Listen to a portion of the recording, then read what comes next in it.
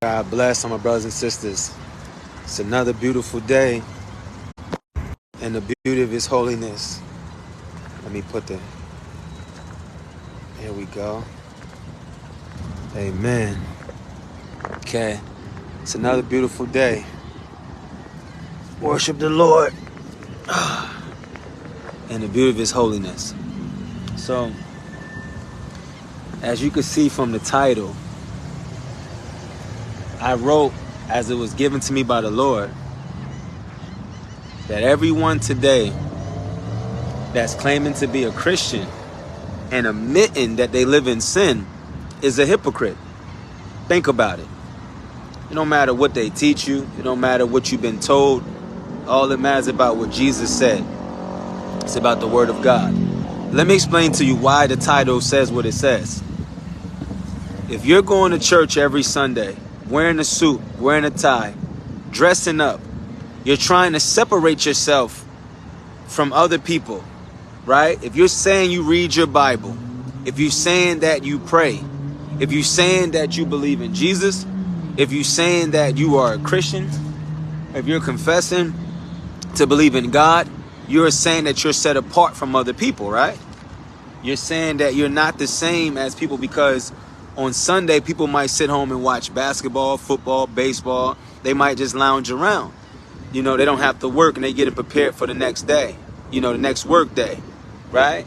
So you're carrying yourself in a manner of being different, right, than the people that surround you. So the false Christian is going to these churches on Sunday, Bible study on Wednesday, participating in the choir and rehearsal and praise dance and all this stuff that's not even biblical, right? So this is why the title says what it says, that if anyone today that is claiming to be a Christian and admitting to willfully sinning, they're a hypocrite, okay? Why are they a hypocrite? Because they're portraying themselves as being righteous and godly, but they're living the same way the rest of the world is living. Just because you built this system and you built this, this empire off of delusion doesn't mean that it's godly. It doesn't mean that you're a Christian. It doesn't mean that it's biblical. Just because you built these things traditionally out of commandments of men to make yourself feel that you're righteous and living holy. They created what they feel is righteous. They wrote what they feel is godly. They invented what they feel is spiritual.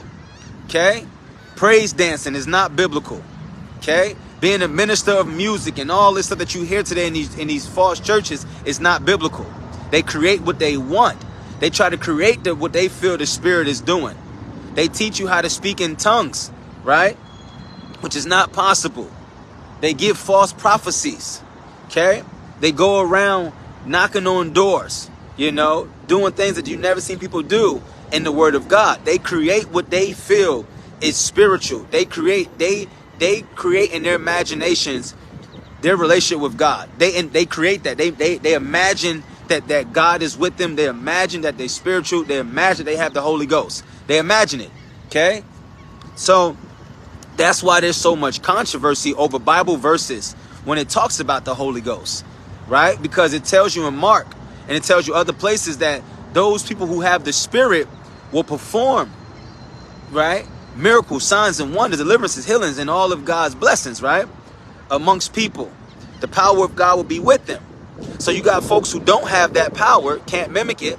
So they say, that stuff is done away with. Apostles are not here in this world, or there's no deliverances taking place. That's done around apostolic age, whatever they want to call it, right? That's that group of people. The other group just believe that they don't have that anointing, but they believe in it as they believe because they can't deny. Like, everybody's conscience is different, man. If you got siblings, y'all could come from the same mom and have different views and different beliefs about life. Y'all come from the same mom and went totally different directions. That's the way that the world is split 50-50. Some folks is with this and some folks is with that. That's the world we live in. People choose. You got people that's Democrats. You got people that's Republicans. That's the way it works. Okay? So, in our country. So, all I'm trying to explain to you is this. is that you're walking around putting suits on. You're dressing a certain way. You're coming to a building at a certain time on Sunday. Okay? You're giving money. You're giving financial resources, right, to this organization. Okay? You're walking around with a Bible. You're talking about the Bible. You're claiming God. You're claiming Jesus. You're doing all these things that many other people in the world are not doing. Don't you say that you're different than them? Aren't you moving in a way that shows that you're not the same as those people? So what makes you different? Because of the physical things on the outside, the way you dress, right? Verbally, the way you talk, okay? The tradition that you participate in. But inwardly, you are the same. Jesus talked about the cup being clean on the outside, but being dirty on the inside. Jesus talked about old wine, new wine going into old wine containers, right? It tells you this, that the inside has to be clean. He says not on the outside what defiles the man, but the inside what defiles the man. He said out of the abundance of the heart the mouth speaketh. He said out of the heart of man proceed these things, blasphemies, murders, etc., etc., etc. He never said on the outside these things are. So you can look a certain way, talk a certain way. Even when Samuel was trying to figure out who was going to be the king, right, that God wanted to anoint, he told Samuel, look, Samuel, I don't look the way that y'all see. I judge the heart. Okay? Man goes off what they see because they don't have discernment. They don't have supernatural power and abilities to be able to see, beyond what a person wants them to see without, evidence and technology, fingerprints and DNA and stuff like that, So they have to do all this stuff to try to get the truth, when someone lies to them. But God knows everything. So this is the point that I'm making. You're walking around, you're saying that you're a Christian, you're wearing crucifixes, you got them hanging up in your car, right? You got the Jesus scriptures on the back of your car, the little fish. You got all this stuff that represents you being different than the regular people. So if you are different, right, that you're claiming, and you're saying, I can't be around these unbelievers. I can't hang around these people. I got to go to a church. I can't marry a man who don't want to live for God. So you go and you find a man at this false church because he's in that church, and you say, I got me a man of God. But the man is doing the same thing that the people who don't go to church is doing. So what do you really got? Someone that is traditionally claiming something and believing in something, but they're no different than the man who don't go to church every Sunday. There's no difference. The man still watches pornography, fornicate, masturbate, still cheat, still argue, still get mad. The same thing that the unbelievers do in the world. So do you really got a man of God, or you got a man of the world? Do you really got a woman of God, or you got a woman of the world? You see? Because you think when you go to this church that you're going to find your Ruth or your Boaz, right? As they teach you. So you go to this church and you marry people. But Christianity has one of the highest divorce rates in America. Statistics. Do your research. You know why? Because they're claiming to be Christians, but they're divorcing like every other unbeliever does. So because they're claiming this title, this jacket, this handle as being a Christian, Google going to say Christians got a high divorce rate. No, you just got 2 billion that's claiming something that they're not truly living for. And statistics shows that they have a high divorce rate.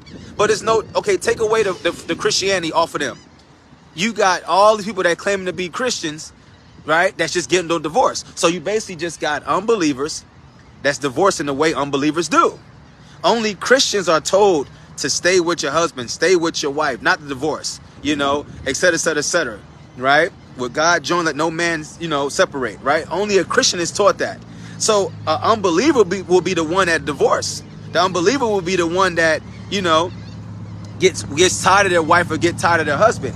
They was doing it back in the 4 gospel days. Remember, they was coming to Jesus like, look, what if this and that? And it was like, Moses only did that because of the pride and the stiffness of your heart. He said, but since the beginning, it wasn't so. What God has joined together, let no man separate. Only because of fornication, or, adultery, right? That was the only way that was permissible, because you're in one flesh and you go and fornicate with someone else, you no longer truly are one flesh with that person. Okay, because the Bible says you're joined to a harlot, you become one with that harlot. So 3 people can't be married at the same time. 3 people can't be in a relationship when 2 people are married. You understand? So that's even how it is in our world, right? And the laws. You can't be married to multiple people at one time. So listen what I'm trying to explain to you. So they're claiming to be believers of what? Believers of what? Because a true believer is going to live like Jesus lived. That's the only way that makes you a believer. Believing in him, believing in what he taught, believing in how he lived. Paul said, follow me as I follow Christ. So you couldn't follow Paul and be doing things that was contrary to what he told you to. Why would he say follow him if there wasn't a particular way that you had to follow him? Why would he say do this and do that if it wasn't a particular way that you had to do it? He would have said do whatever you do, just and believe whatever you want to believe. Right? So you go to this church and you find this man or this woman. You say, I got a woman of God, I got a man of God. But when you get home and all that stuff, wears off, you start seeing the true nature. Listen, remember, I'm a servant of the Most High God. So as I have embarked on this journey, I have met many people that claim to be Christians. I'm telling you, I got text messages. I got an iPhone. So all this stuff gets stored in your iCloud. I don't use my phone for no gaming and watching movies and streaming and all that stuff. I don't use my phone for that. My phone is strictly for the glory of God. Posting on Facebook, FaceTiming, talking about God, deliverances on the phone, witnessing, texting, whatever it is that I need to use the phone for the glory of God. Right? So that means I always got memory. I always got storage. I'm not downloading no movies. I'm not doing none of that type of stuff. So I keep everything. So if someone was here 3 years ago and they cheated on their wife and they felt compelled to tell me that at that time because they see me as a friend, I still got the text message to this day. Didn't even tell the wife that the man said that. What about when a man told me that when he married his wife, before he married her, okay, he decided he went to another girl because when he married his wife, the woman had herpes. She told him 2 weeks later that after he met her that she had herpes. So he had to make a choice. Then the lady was 14 years, his elder, right? True story. Man, listen, if they watching right now, they know I ain't playing no games and I'm not making nothing up. If anybody know me, Jeremy, Sarah, whoever's up here that know me, they know I'm not fooling around. I done sent them stuff, showing them things that done took place and what was said. You understand? So don't think I'm coming up here just making up stuff and I got this imagination. This ain't Peter Pan. Okay? This ain't Barney. This ain't Disney World. I speak facts for the glory of God. I'm telling you, I've been on this journey since 2015. I'm a servant of the Most High God. Everyone that has came to me, 99% have claimed to be Christians. And when we talk on the phone, they tell me many different things. Okay? That's why I'm not saying no names. It doesn't matter who it is. But those who are watching and those who have talked with me, they know. When I ask them, ask Jeremy and Sarah and them when I send them stuff. Ask Jeremy and Sarah when I send them stuff, do I show the name of the people? I sure don't. Ask them. Think I'm lying? They're watching it right now. Ask Sarah if I done showed her stuff. And it's only for their faith. I'm not showing them other people's business. Because it might have been a time that they might have said something that was deceitful or through pride. And I might rebuke one of them, and I have to show them that people done before you. You fall in the same trap as the devil, right? You're doing the same thing that unbelievers have done that came before you. So it's used to be as a measure to try to turn them from falling in the same path. Okay, that's why you hear about the Bible. The Bible's like, look, Sodom and Gomorrah got destroyed, And what did Paul say? Knowing the terror of the Lord, we persuade men. It say whom we preach and we teach, right? So they know that God will punish people. So they're telling you like, look, you see what happened to Sodom and Gomorrah. The Bible tells you that. So they use past experiences to try to turn people from not being those same examples. The Bible said in Romans 15:4 that whatsoever was written aforetime was written for our learning, right? Even Paul talked about how Demas forsaked him. Even Paul talked about how he had to rebuke people in Galatians. He talks about this stuff because he wants to use it to deter you from falling in the same path. So when I send them stuff or I have sent them stuff in the past, I always block out the name. I always block out the picture. If it's from Messenger on Facebook, I block out the picture and I block out the name. They don't know who it is. They can suspect whatever, but I never tell them because it doesn't matter who it is. We're not gossiping about them. It's only for educational purposes. You understand? So now hear what I'm about to say. Jeremy and Sarah up here on this phone call. If I was lying, they'll tell you right now. You understand? I'm a minister of God. People come to me, one in prayer, one deliverance, one in everything that they can receive from God. They tell me all type of stuff. I catch them in lies. I rebuke them. I chastise them. They make up stuff. They come in deceit. They come in pride. They come in delusion. It's my job as a servant of Christ to speak forth the truth, right? And show them what the Bible say. So these folks will come and be like, yeah, you know, God is using me in many ways. I'm like, God's not using me. God just told me right now that you being attacked by demons. You having sex in your dreams. That's true, Brother Ronald. Man, you really are a servant of God. But I'm not glorifying myself. I'm just telling you. Jeremy and Sarah will tell you. Ask them if I'm lying. Am I lying, Jeremy? Am I lying, Sarah? Am I lying? You know, the Bible say God's not a respecter of person. I don't get no pass. God's not a respecter of person. I do what I'm supposed to do for God because that's the right thing to do. I don't got no pass. It don't matter how much anointing, how much grace, how much God cares for me. It doesn't matter. I have to obey the same way everyone else got to obey. God's not respect. He respects no man person. He don't got no favorites. So listen to me.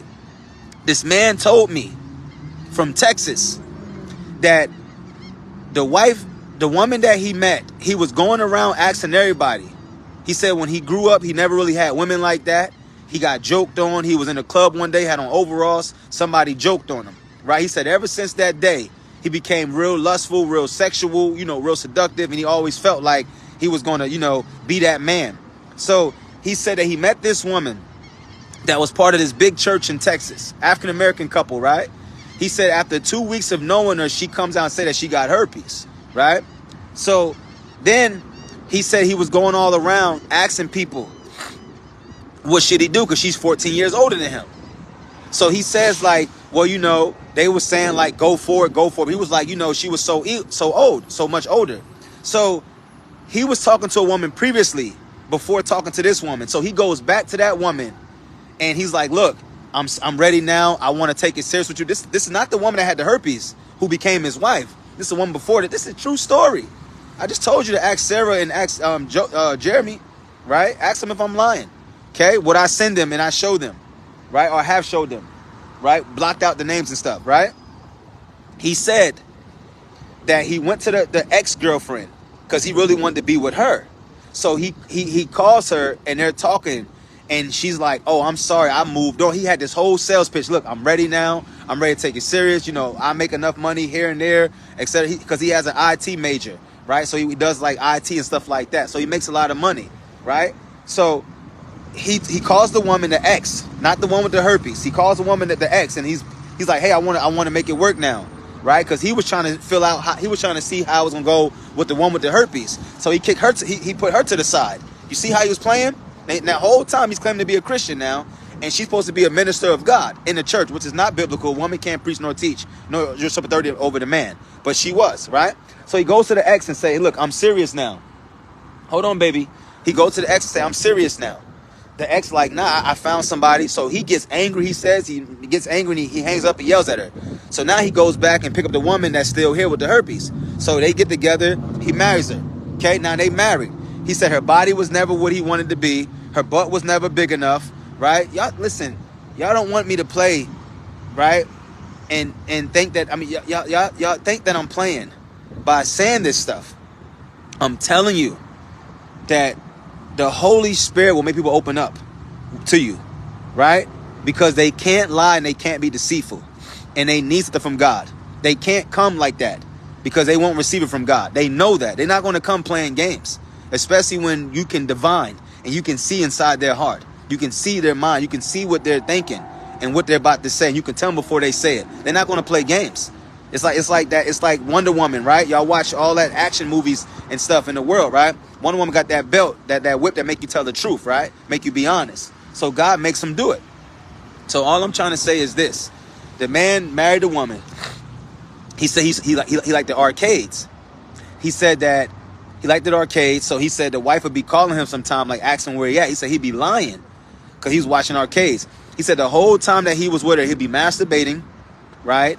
He said she never knew. And then he said that he always had dreams that he was having sex with demons that like didn't have no faces and stuff like that. That's what made him call me, look for prayer. He drove 12 hours. It's all on my YouTube page and my Facebook. He drove 12 hours. Okay. He drove 12 hours from Texas to Alabama when I was living in Huntsville to get prayed for. Okay. So y'all don't want to, like, I'm not up here just saying stuff. Okay. I'm not up here just saying stuff. So I'm telling you that these people that claim to be Christians, okay, look what Jeremy just said. It's not a game. They call you, they see, like you said in the last teaching, it's not you that live it, but Christ for real. That's not just scripture. I'm telling you, Jeremy knows from himself personally. It's times Jeremy done said things that wasn't right, you know, and moving about in pride and frustration. And the chastisement came, but all out of love though, right? Because if you say you want to live for God, then I'm here to help you. But the Bible say you can't come that way. The Bible say you got to be honest. They put away lying and all those things. You got to be honest, speak truth to one another. So what I'm telling you is that I have hundreds of people that have came to me, told me, I'm talking about, when you look at my Facebook and my YouTube right now, currently in 2023, 99% of the people that I prayed for, most have always been professing to be Christians. I had one guy come down. You'll see the teaching, you see the deliverance in the hotel where Noah was there, Courtney was there, and the guy's wife was there. It's the guy that was making that loud growling sound. He was like, ooh, ooh, ooh, that deliverance, okay?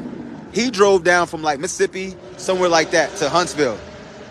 He was supposed to be a minister in the church, all this stuff.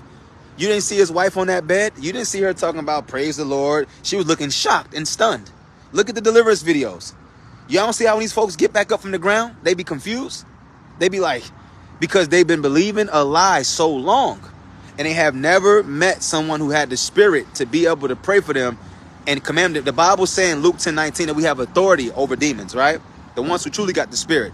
So a lot of folks will come to me. That's what I'm saying. Look at my YouTube and my Facebook page. All the deliverances that you see on my page, 99% claim to be Christians, and they had demons in them. Okay?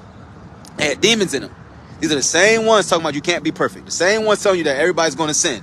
And these ones got demons in them. Okay? 99%. Even the kids that you see me pray for. It's a doctor I prayed for that live in Indiana. She's up there. When I was at this one place, remember Courtney gave her testimony, and then the doctor got prayed for, the dark-skinned lady, Jamaican lady. She got to practice. She have a doctor's degree, right? She had demons. You see the Caucasian women, everything. You understand what I'm saying? And all I'm telling you is that when you talk to these people, they are worldly. They're like everybody else. They wearing makeup. They wearing eyelashes. They wearing eyeshadow. They doing Botox. They doing everything the rest of the world is doing. The only thing is making them feel that they different is when they participate in false Christianity. That's the only thing that sets them apart from what they believe is the rest of the world, right? From the rest of the world is them participating in false Christianity. They go to church on Sunday. Well, the Christians that I know from the Bible had church every day. Let me tell you why church is only on Sunday and on Wednesday. First of all, that's not biblical, because nowhere in the Bible say go to church on Sunday. See, I'm here to shake the earth though, but it's not me shaking it though. The Bible said that God was going to do it though, right? There's going to be 2 prophets that come after me, right? The Bible telling you Revelations. They're not here yet, okay? I'm just here, and we're here to clean this mess up, right? Listen to me. Nowhere it says to go to church on Sunday. And what is Bible study? Every day should be Bible study. But folks ain't doing that. Listen, people ain't spending every day going to no church. That's why they only go one day out of the week. And most stuff is closed in the world. On Sunday, malls close early. On Sunday, a lot of stores are closed. On Sunday, you know, people are not doing much. So they chose Sunday. They chose church for that day. You see that? Church ain't on Friday. It ain't on Saturday. You know, it ain't throughout the week. It's on Sunday. Okay? Now, you got some folks say, oh, church is the Sabbath is Saturday. Where do you get that from? They just say whatever they want. People are crazy. I'm telling you. They say what they want. So nobody wants to be around you 7 days out of the week. That's why they only being around you 1 day out of the week, and that's on Sunday. Ain't no Bible study is never full the way Sunday is full. Y'all hear me? Wednesday night Bible study in every church in this world is never full the way Sunday service is full. You see that? People they just come in to make themselves feel that they're different or they're part of something. They are not trying to be around you. How many folks in your church right now, you got all their numbers? You done been there to their houses. Huh? You done ate off their kitchen table. Okay? How many Christians you know today? How many do y'all know? All of y'all that's watching this video right now. Answer this question. Google says it's 2 billion right now. How many you know? How many you know? How many do you know? How come y'all not close? How come y'all not friends? The same ones claim to be Christians will be racist. The same ones claim, listen, you got Caucasian churches, you got African American, you got African churches, you got Spanish churches. You don't see everybody divided. They all got their own names, their own beliefs, and everything. It's the same as the rest of the world. These folks are part of tradition. They're part of religions. False religions. You see that? Look at the world today. You got Caucasian churches, African American, Chinese, Asian, Spanish, and they all got their own way of doing it. You listen, 60-some% people in our country right now claim to be Christians. I'm outside right now. How many's coming up and just happy and smiling? I mean, where is the Bible? Y'all read your Bible? Okay, you don't see where the Bible say greet another with a saint with a holy kiss? You ain't see how when Paul was around them, they was weeping and crying when he had to leave? No, they won't see his face again? You don't feel that way about the people that claim to be Christians. You don't feel that way. They was crying when Paul said they're never going to see him again. You don't even care about the neighbor that's next to you because it's not true Christianity. That's why the bond, the love, the feeling is not there. The affection is not there because it's not taught to be there. You see people be like, oh yeah, I'm a Christian. It just stops right there. It ain't no, hey, what's your number? Because they still suspect you. You might try to come on my wife. You might talk about me. Like, look how people act towards the world, right? They don't trust anybody. They're scared of people. They think people want to rob them, rape them, molest them, whatever the case may be. They will not get close to nobody, right? But most of the people that's around you is claiming to be Christians, though. You wouldn't even know. Okay, I challenge y'all, okay? I challenge y'all. I want y'all to go around to Walmart, go around the stores, go around the mall, go everywhere, okay? I want you to go there for a week straight. Look at the employees, look at the managers, look at the customers, okay? That's constantly coming in. If you see somebody always coming in the same place, I want you to go there for a whole week. Write down everything you see. The gossiping, the anger, the frustration, the worldliness, everything. Write it all down, okay? Then come back after that 6th day, come back on the 7th day and say, hey, y'all Christians? Oh yeah, I believe in God. I love God. Hold it in that. See what I'm trying to say? This is the people that claim to be Christians around you. Do your research. Look around you. It's 60% in this country claim to be Christians right now. That means it's more people that claim to be Christians than those who don't claim to be nothing. That's how real it is. There's more people who claim to be Christians. Where's the love? Where's the compassion? What's the unity? You only see it on Sunday, huh? And on Wednesday. What are these people doing for the community? What are they doing, for other believers? You got Christians right now who don't got jobs. Christians right now who don't got nowhere to live. Christians right now, as they believe, don't have no food to eat. Where is the church? They're not taught to love. Your neighbor supposed to be a Christian. You don't want nothing to do with them because you're jealous of them. They got more muscles than you. They're prettier than you as you feel. Or you might be overweight and they're skinnier. You got jealousy in your heart. You don't even want to talk to them because it ain't Christianity. I'm telling you, it's a lot of reasons. I don't like my neighbor. He claims to be a Christian, but he's always bragging. He ain't a Christian. If you claim to be a Christian today and you live in sin, you are a hypocrite because you're doing all these things to separate yourself and you're the same as the rest of the world. You sin. What's the difference? Nowhere in the Bible say that we can't sin, that we won't, that not sinning is impossible. They made that up. The Bible say that we don't sin. Okay? It say that we can't sin if we have the Spirit of God. I don't want to hear no long teaching about all this foolishness. I don't want to hear about, what they're saying. What does the Bible say? Y'all want to come up here and tell me what men is saying and what people are saying. What's the Bible say? You sit here claiming Jesus, but you don't believe in his word. You sit here claiming God, but you don't believe in God's word. You want to tell me about what a pastor said on TBN or what somebody said on Facebook or YouTube. It don't make sense. Christ came to die because he had to die. Just leave it at that. It's that simple. It's not he just came to die so he can save us. Well, where's that? How come everybody else ain't saved? You're saved by obeying and believing and having faith. You're not saved just because he died. What are you talking about? The Bible says if you sin willfully, there remains no more sacrifice for sins.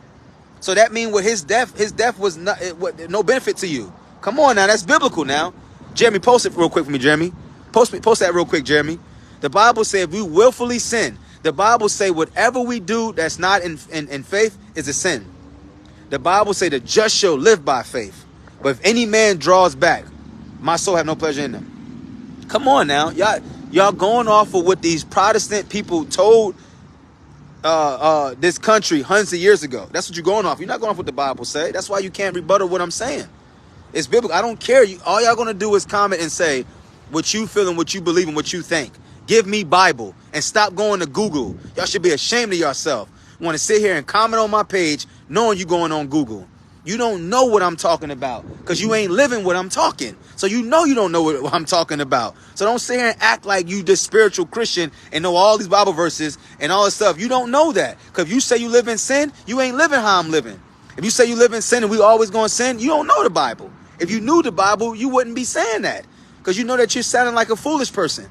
So you don't sit here and be commenting and sending me all the stuff from Google. Google ain't a trusted source for the Bible. Man put that up there, not God. The men that got all them commentaries, Benson and Matthew Poe and all those guys and Bible Hud and all that stuff, they was all part of false denominations. That's right. So don't come up here trying to comment talking about God. Either you're going to say what you think or you just going to say, hey, I found pleasure in this false religion and the things you're saying right now, I can't contend with. That's it. Look what it says in Hebrews. Jeremy just posted it. For if we sin willfully, after we have received the knowledge of the truth, listen to me, there remaineth no more sacrifice for sin. So that means that his death is of no benefit to you. Come on now. But a certain fearful looking for a judgment and fiery indignation which shall devour the adversaries. You don't even know what that means. You see what I'm trying to explain, brothers and sisters? You got to stop listening to these lies and stop finding pleasure. You're going to die and go to hell. I'm telling you. All that stuff going on in your... let me tell you how good God is, though. When you're living wrong and you're living in sin, you're living evil, he starts removing his grace over your life. He starts removing his protection over your life, his power over your life. You start having challenges, health issues, complications, okay? And you just adjust to it. You go get some pills, you do some aerobics or some meditation, whatever. You kind of adjust, right? As long as it's not keeping you from being able to do certain things, you adjust to it. Okay? So what's happened is that your lifespan is starting to come to a close. Okay? And slowly but surely, your life is being drained from you. That's what happens. Right? You know? That's what happens. So the point that I'm trying to make to you is that if you're saying that you're a Christian today, what makes you a Christian? Because you're not living Christ-like. You can't live Christ-like and not live like Christ. Okay? You're a hypocrite. Hi, Boop. Get down, Buggy. Yeah. Yeah, I'm doing a video, baby. Huh? You okay? You okay, Boop? Yeah. Okay. So you can't say you live. Don't lick the window, baby. You can't say you're Christ-like when you're not Christ-like. What makes you Christ-like? Okay, let me ask y'all a question. What makes a person Christ-like? Now, listen, you can't speak now if you say that you're a person who lives in sin. Okay? Because Christ knew no sin. So what makes you Christ-like? Because before you answer this question, if you do answer, right? Let me ask you this question. Why can't a Muslim, right, be what you're saying is Christ-like? Why can't a Buddhism be what you're saying is Christ-like? Because these are all disciplined people. These are all false religions of people who are principled, people who are of structure, people who are of certain beliefs, people who refrain from many different things. Why can't they be Christ-like then? Because you're sitting here saying that you're Christ-like and you live in sin. So what makes you Christ-like? How are you Christ-like if you're living in sin? Because Christ ain't go to church on Sunday. Okay? Christ ain't wear no suits. Christ ain't pay tithes and offerings. Okay? Christ ain't praise dance. So what makes you Christ-like? You got it, Jeremy. See, it's making sense to you, Jeremy. You be listening. That's right. You listen on, Jeremy. You put it all in your heart. Okay? That's what I'm telling you. You listen on to what I'm telling y'all. What makes you Christ-like? Because Christ didn't go to no church on Sunday. Okay? Nor Bible study. Okay? Christ didn't claim to be no pastor over a church. Right? Christ didn't live in sin. Okay? The Bible said he hated iniquity. You saying he in you, and your mouth is saying no one is perfect. God told Abraham, walk before him perfect, before there were 10 commandments and the law of Moses. Okay? The Bible said Noah was perfect. I don't want to hear none of that stuff that they talking about. Oh, the Bible said there's none good on earth. Okay. Listen to me. My question is this. What makes you Christ-like? Y'all that claim to be Christians up here right now, how are you Christ-like? Tradition that you participate in is what make you Christ-like. Come on now. You can't give me no Bible verse to support why you Christ-like without making yourself look like you're foolish and ignorant and unstable. You can't. You sit here and saying that no one is perfect. Okay? So you don't trust in the power, nor do you know the oracles of God. Okay? What are the oracles of God? You don't understand these things. Okay? What is the Godhead? So you're sitting here saying that it's not possible for God to do what he said is possible. Okay? So how are you Christ-like? Because Christ didn't go to church on Sunday like you're doing. He didn't pay tithes and offerings. Okay? Christ didn't walk around without having power and claiming to get down, buggy, get down, and claiming to be a person, you know, of faith, right? Christ didn't walk around, you know, being affected by the flesh, right? Or was living in the flesh. Okay? Stop. The Bible said, Buggy, come here, Buggy. Come here. Leave her alone. The Bible said the time is coming where we must worship God in spirit and in truth, not the flesh. Okay? So if you're saying that you sin, you are in the flesh. Okay? I'm not a sinner. Okay? Don't sin. Just like you don't get in car accidents every day because you're a good driver, right? You pay attention. So do I to the word of God. Okay? He said love. I'm loving. He said obey. I'm obeying. Okay? He said not to do is not to, you doing the same thing.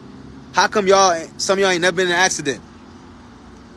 How come if you have been in an accident, they not repeating itself every day, but you always make mistakes?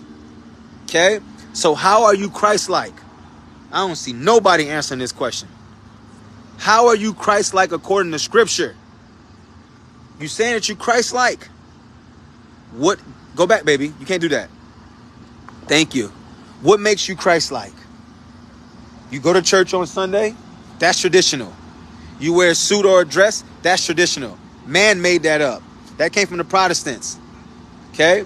You claiming to have a calling? You have no power. That's not Christ-like. Christ walked in power, spoke in power, right?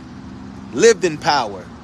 And you see the power, Paul, Peter, the same way. Where do you see these folks live like the rest of the world? Christ wasn't concerned about no house that you living in right now. You dreamed about the house that you in. You dreamed about that car that you driving. You feel so good being behind the wheel of that vehicle that you in. You love the things in the world. You love all these restaurants and these clothes and these outfits. Christ said, he prayed not for the world. But you got singers you got gospel singers that sit here saying, we're praying for you, China. We're praying for you here and there. We're praying for the world. We're praying for you. Christ said, I pray not for the world. Okay? But for those who, right, supposed to be saved. Get down, baby. That's not good. You see? That's the difference. So what makes people Christ-like? The traditions that is taught today and they participate in it is what makes them Christ-like. In their imagination and their false belief. They're not Christ-like. 99% of churches don't have the Holy Spirit nor the power of God. You're not seeing anything that Christ done. Let's name a few. Demons being cast out. You don't see it happening in these false churches. Healings on the spot. Withered hands. Blind. Deaf. Paralyzed. People being brought back to life. You don't see it. So let's take that out. So they're not Christ-like in that area. Okay? Christ did everything that the word of God said he was going to do. Right? Everything that was prophesied and was spoken about Jesus Christ in the Old Testament, he fulfilled it. He did not disobey anything that he was sent to do. He said he came to fulfill those things. He came to not to abolish it, but to fulfill it. Okay? You don't even obey God's word because you say you stumble all the time and you sin and you always make mistakes. So that's a strike on that one. You're not Christ-like with obedience, nor discipline, nor doing everything that God said. So you don't have the power of God. Okay? You're not doing miracles, signs and wonders, deliverances, healings, none of those things. Okay? You can't. Demons were trembling when he was around. They was pleading with him. Demons are not pleading with you. They're holding you down. They're attacking you. They're having sex in your dreams. You're having sex in your dreams. You're being affected. So you don't have the same authority that Christ had. But John 14:12 say you do the same things he done, even greater. He told the storms to be at peace. Right? Demons were trembling at Christ. They were scared of him. They said, we know who you are. You have come to turn before our time. They were scared of him. How come they not scared of you? Them demons bullying y'all. They coming in your dreams. They making you see stuff. You're being attacked. You're being stabbed. You're stabbing people. You're fighting people. You're killing people. You're having sex. You're being raped. All this stuff is happening in your dreams. These demons they're not afraid of you. They don't respect you. Nothing. But it was afraid of Christ. You never see them beat up Paul. You never see them. They said, Jesus, we know. The 7 sons of Sceva was trying to copy what Paul was doing under the influence of the Holy Spirit. They said, Jesus, we know. And Paul, I know. But who are you? And they beat those men up. Them demons doing y'all the same way they did them 7 sons of Sceva. Them demons doing the same thing. They had no fear. And them sons of Scevas had no protection by God. Paul had protection. You ain't never see one case where a demon attacked a man of God in the New Testament. Show me. Show me one case where a man of God got attacked by a demon like sons of Sceva. Y'all all talking about new level, new devil. How these demons can touch you when God is supposed to be in you? You got the spirit of the Most High in you. How they able to touch you? You know why they able to touch you? Because you don't got no videos, no proof of you having authority over demons. That's why the demons come and they afflict you and they attack you. There's no proof that you have God's power inside of you, but what was taught and given to you by Satan and false beliefs. Ain't no demons being casted out. Just like you can't cast out a demon, you can't pray for your child when they're sick. You can't pray for this person when they're sick. You can't pray for this person that's possessed. Whatever the case may be, that's how you know you don't have the authority. That's how you know that God is not with you. That's how you know the power of God is not there. That's why demons can come and bombard, because your doors are not locked. You have no security sense. You have no security system. You have no defense. So the demons come and they bombard you. They attack you. You don't have no protection. But they said, Jesus, I know. Paul, I know. But you see, when Christ came, they were scared of him. They was like, we know who you are. We know who you are. You're the Christ. Son of them. They said, don't cast out into the deep. Cast out into the herd of swine. He said, go. Luke 10:19 says this. Behold, have given you power to tread upon serpents and scorpions over all the power of the enemy. Nothing shall by any means hurt you. Then how are they out here talking about new level, new devil? They are not Christians. I'm telling you, Satan took the Bible, right? He can't read it truthfully, right? He can't speak it truthfully. He just took some stuff that people would agree with because of their conscience, help build this false religion, and they stand on it. The Bible saying John 14:12, the same works that he do will do, the same and even greater. We seen Peter cast out spirits. We seen the same works where Peter brought Tabitha back from the dead. Jesus brought many people back from the dead. We see a greater work. John 14 said they'll do the same works and even greater, right? So let me name 2 greater works that we seen. Okay? Many, but I'm going to name 2 from 2 different men to show you that God's word is true. Paul and Peter both prayed people that had passed away and died. And they came back to life the same way Christ said they would. John 14:12. Now, we also seen where Paul and Peter had handkerchiefs being brought to their body. We didn't see the Lord do that. We also seen Peter's shadow healing people. We didn't see the Lord do that. So those are 2 greater works than what we seen. right? Now, so what makes people today Christ-like? When they're saying that no one is perfect, because Christ was perfect, okay? God is perfect. They're saying that they have the Spirit, but demons can overpower them. Demons can attack them. Jesus never got sick. Paul never got sick, right? Peter never got sick. You never heard any of these things with the men of God, right? So what is the Holy Spirit doing inside of you? It's like a person that's homeless living on your couch. They don't have anything to offer. You're just there, just keeping them company, and they keeping you company, but they can't help you with nothing. No bills, no food. They're homeless on your couch. That's the Holy Spirit. That's what they claim to have today. They got the Holy Spirit that they claim is a homeless person living on their couch, living inside of them. It don't contribute nothing to their life. Demons can attack you. They can hold you down. They can put thoughts in your mind. They can come in your dreams. They can give you sicknesses. They'll make you think of ungodly words. You have lunatic thoughts, insanity thoughts. You'll have thoughts of killing your husband, killing your kids, drowning them in the tub. You'll be sitting there and you got your kids in the bathtub. You'll get a thought of, what if I drown them, or what if I put them underwater, and you shake the thought off your mind. That's from the devil. You possess. You understand? All that insanity stuff, that's from the devil. That's inside of you. Demons. That's why you get those thoughts, them insanity thoughts. Okay? All that foolishness. Now,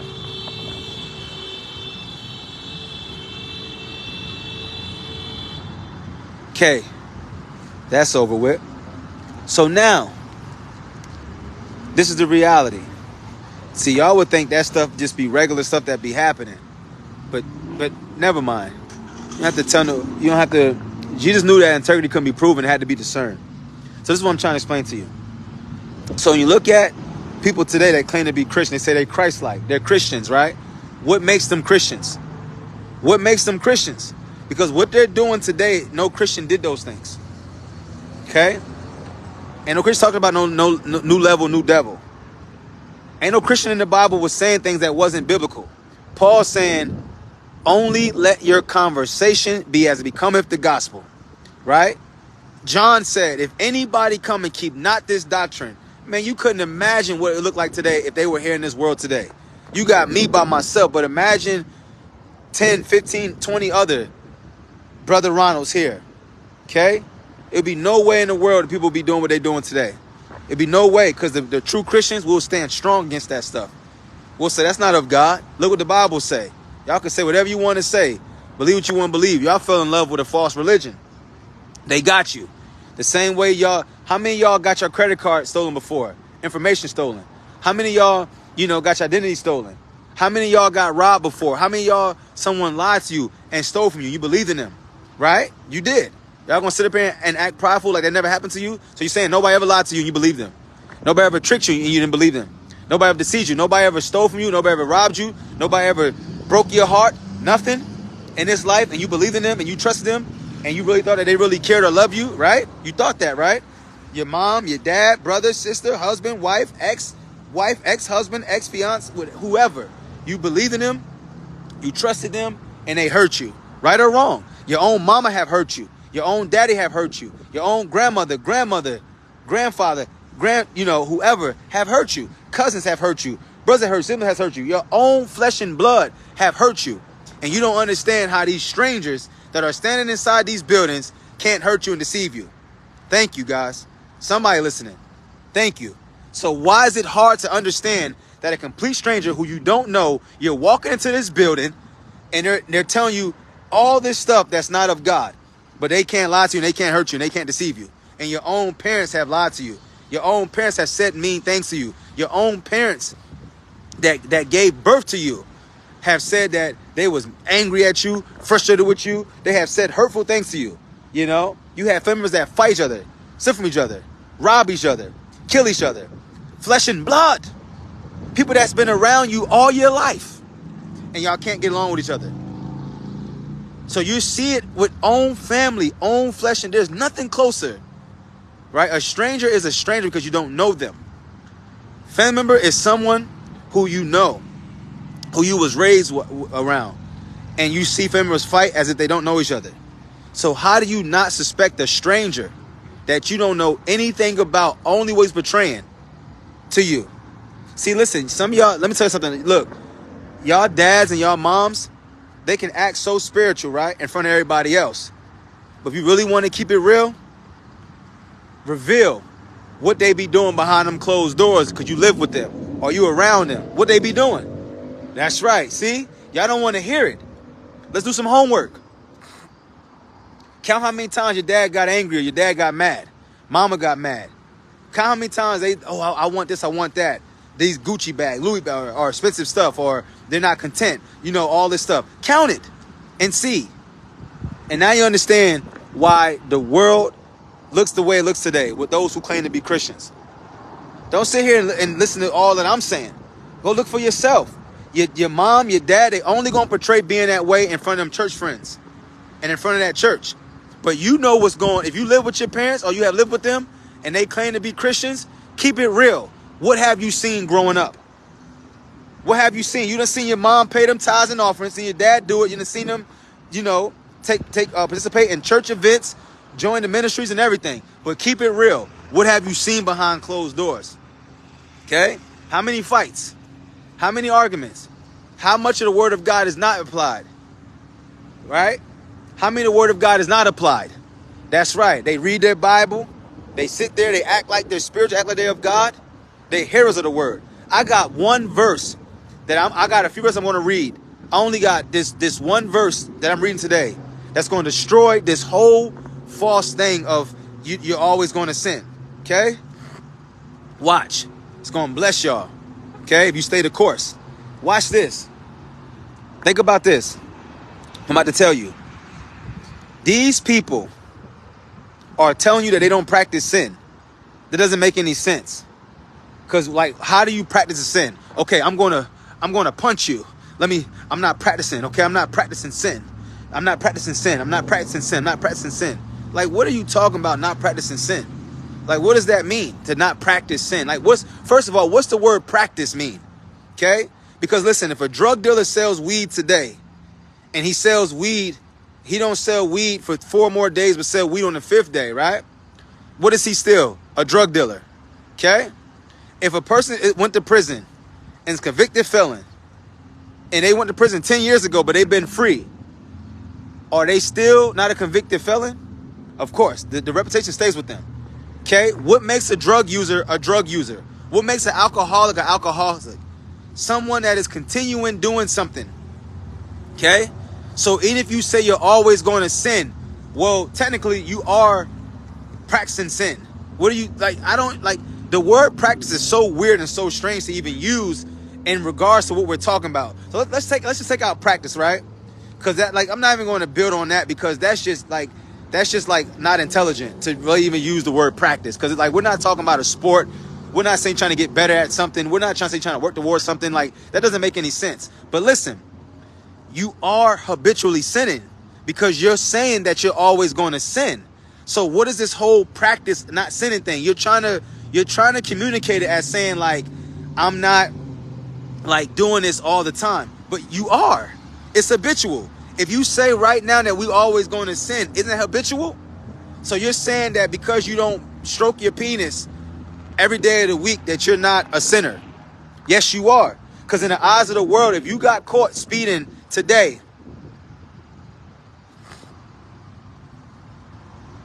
that's right, Jacob. That's right.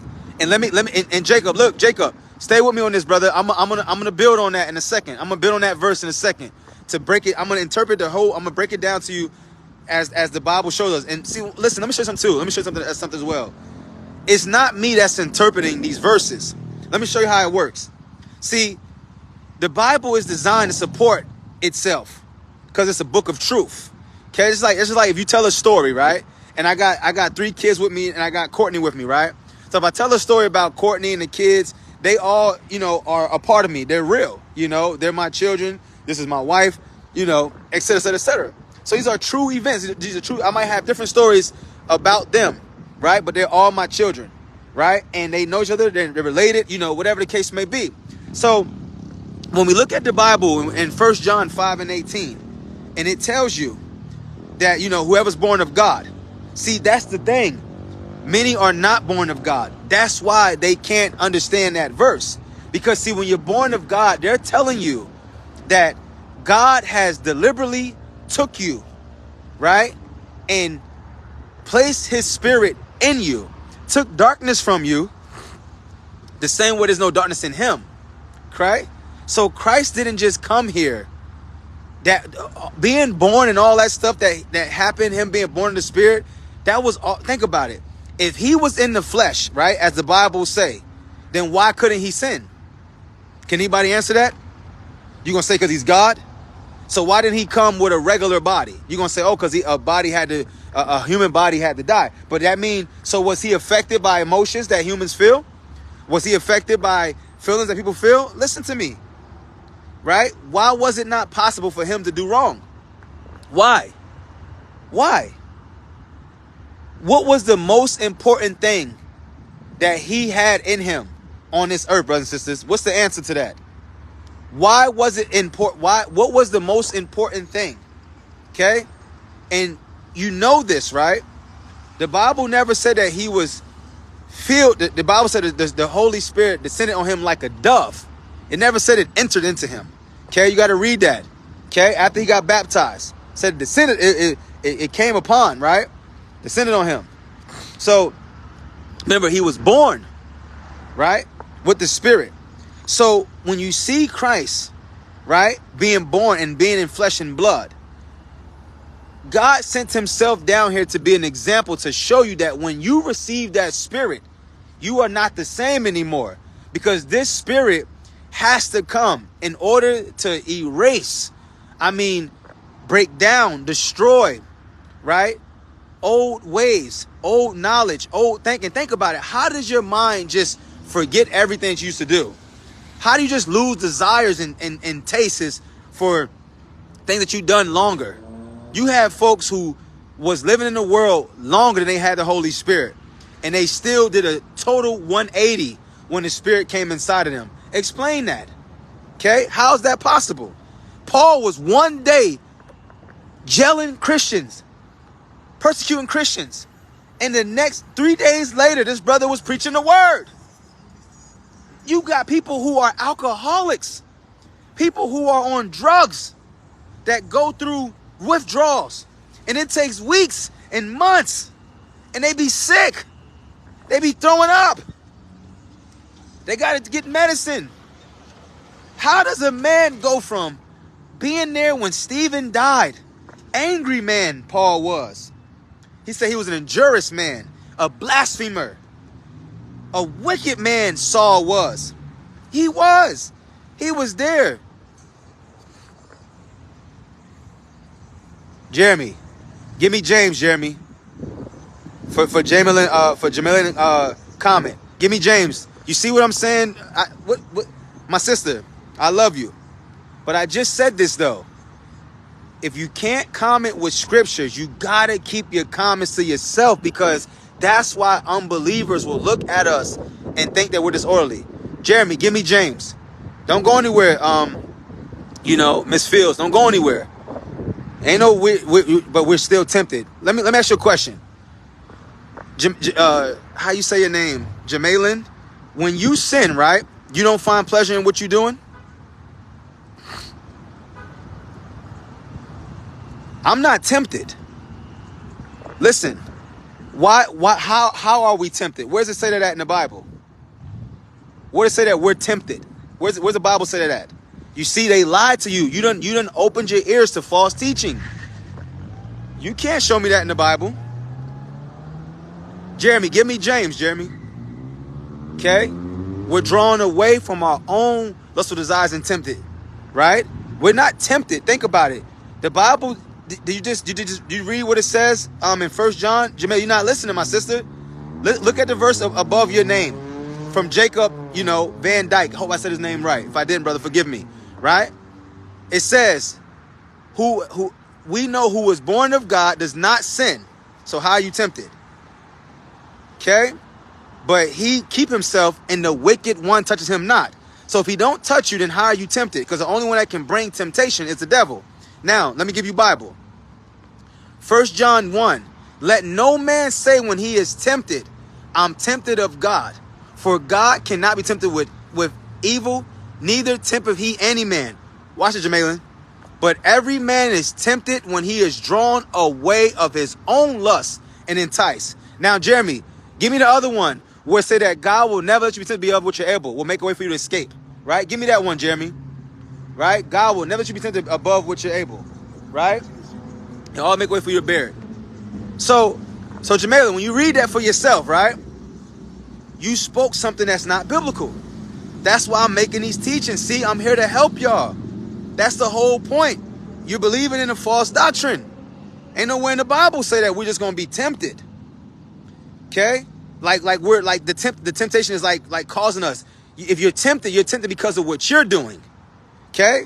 A weed man don't sell you weed unless you're looking for it. Okay? You don't go and have sex unless you want to fornicate. Show me in life and on your dashboard, whatever car you drive, my sister, it goes faster than the speed limit that's assigned on these roads. So there's temptation everywhere, right? So why don't you drive and do the whole dash when you're driving on the road and the highway? What's your dashboard say? 120, 140, 160, right? Well, what road in America can go 100 miles per hour? What road in America can you drive 120? What road? So that's temptation, right? So why don't you drive the whole dash? You could do it. See? Think about what I'm saying. So you got to understand, they lied to us. That's the point of me making these videos, my sister. That's why I'm not here to step on no toes. I love everybody, but I got to stand on truth. You know, I got to stand on truth. I got to stand on facts. Okay, look what Jeremy gave us. Look what Jeremy gave us. There has no temptation taken you, but such is common to man. What does that mean? That means that the thing that you see commonly in the world, everybody is going to have to deal with those things. Jesus was around women.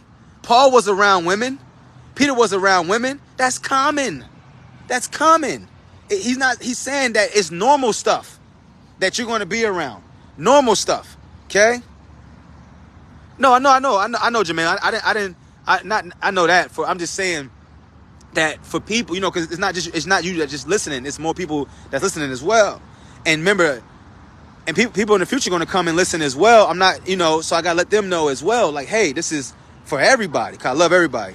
Now look.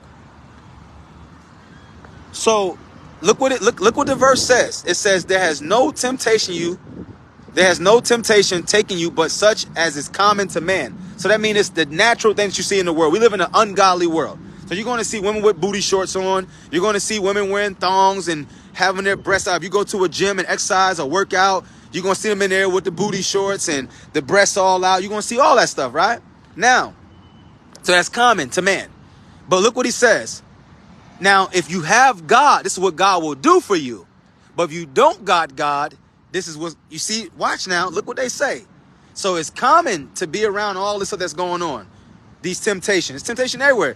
Look, you could say temptation is right where I'm at right now in this mini mall, right? You can go in here right now and take some food off of in one of these grocery stores, or grab some money, right? You could do anything you want. You could be tempted to eat a whole pizza if you want to. You could be tempted to lie to someone. You could be tempted to drive your car fast because somebody comes and hit the engine. Vroom, vroom, vroom, vroom. You want to go? You want to go? And then you know, it's like there's so many things that's common. You know, somebody can call you a name and tempt you to try to, argue back with them. So it's common. It's common temptation, right? Now watch this. It said, yes, baby. Huh? Can't hear you, baby. Let him see it, Buggy. Share with your brother. It says, but God is faithful, who will not suffer you. Listen now. To be tempted above that you are able, but will with the temptation also make a way to escape, that you may be able to bear it. So the Bible don't say that we're going to give in to temptation. Now that's two different verses. This is Paul saying it in Corinthians, and James saying it in James. So you got two different men telling you the same exact thing. Okay, they weren't even together when they wrote this. This was written in different times of their lives. Remember, James was killed early, right? In the church, he was beheaded. Okay, so James writing this you know, and Paul's saying the same thing. So we got to understand first, forget the whole temptation thing, right? Of saying that we're going to be tempted, right? This is the reality. We can control what we do. That's how we're able to live in this country without having to have ankle bracelets and GPS tracking devices on us. Think about it. When you go get an apartment, you get a house, you're supposed to be a civil and reasonable, law-abiding, reasonable person. They trust you with that. They would not allow you in the neighborhood if you said, I make mistakes sometime. I might set somebody's car on fire. I might key somebody's door. I might break in my neighbor's house. If you went to get an application for an apartment complex and you tell them people that sometime I break in people's houses in my neighborhood and I steal, they will not allow you to be a resident in that neighborhood. Facts. Come on now. They expect perfection out of you. They're not hearing that. When you sign that contract for 12 months or 9 months, however, they expect that money on time. They expect you to pay that bill. When you go get a car note or you get a cell phone, you get anything, a loan from the bank, they expect that money whatever you agreed and you signed to. They don't sit here and say, oh, we all make mistakes. The world don't even talk that way because we control what we do. That's the reality. You can't tell me that when you sin that you're not in control of your sins. You're sinning because you find pleasure and they lie to you, making you believe that it's a normal thing. Why? What is in you that makes you sin? What mechanism is in us that makes us where we can't live righteously and live holy? What's in us? What are they talking about? When the Bible sat there and said that there's no longer you that live, but Christ live in you. How are we Christ-like, but we can't live like Christ? I don't understand it. How are we holy, but we can't live holy? Think about it. Jamila, you never answered the question. You're saying that when you sin, you don't find pleasure in your sins? So whatever you do that's a sin, it's not pleasurable to you. So you're saying that you can't control when you're sinning. That's not biblical. The Bible just said if we sin willfully. Willfully is a choice. That's deliberately. But explain what you're talking about, my sister. What do you mean personally? I never said a type of sin. I said when you sin, do you find pleasure in it? That's my question. I'm not asking about what type of sin. I didn't ask anything personal. I didn't ask anything about what sins you commit. I'm saying when you do sin, right? Because you say you're tempted. So you're basically saying that you give in to the temptation. Why else would you write that? You're writing that as defense by saying, hey, we all get tempted, saying that I sin, right? Why else would you write that? Right? Because there's no point to say that we get tempted unless you're trying to defend the fact that people are going to make mistakes as being a Christian, right? So what I'm saying to you is, when you sin, it's not pleasurable to you. That's what I'm asking. So when a person watches pornography, my sister, so you saying you don't find pleasure, but you say you can't control yourself. So you saying that if you go watch, and I'm not saying you do, I'm just using it for an example. Hear me out. If you go watch pornography to masturbate, right, and to release bodily fluids, that's not pleasurable, then what is it? Think about what I'm saying. Why do you feel guilty if you know that it's wrong? So if you know that it's wrong, that means if you feel guilty after you do it, why do you feel guilty if everybody's going to sin? Do you see what I'm saying? So you're saying that you feel guilty, but you don't find pleasure. How can you not find pleasure but feel guilty? So what's making you to sin? Because nowhere in the Bible said that we're going to always sin. There's nowhere in the Bible that says that. So how do you don't find pleasure but you feel guilty? Okay, let me come at a different angle. Before you knew about God and the sins you committing right now, right, that you was doing before you knew about God, they were pleasurable to you. So what changed now? Come on. Ain't none of us did anything in life that wasn't pleasurable. You never talked to a man because it wasn't pleasurable. You never fornicated with a man because it wasn't pleasurable. Have you ever fornicated before in your life? Have you ever had sex in your life? So you're saying that the time that you had sex, it wasn't pleasurable. Those are sins. You're saying when you get lazy or you get angry or you get frustrated, it's not pleasurable. No, listen, you're not answering the question. Listen, Jermaine, listen, you're running from the question. Listen to my question. Before you knew about God, Okay, so if God took all the sins, took the desires away from you, then how are you still sinning to this day? So if you perfect, then why are you saying about being tempted?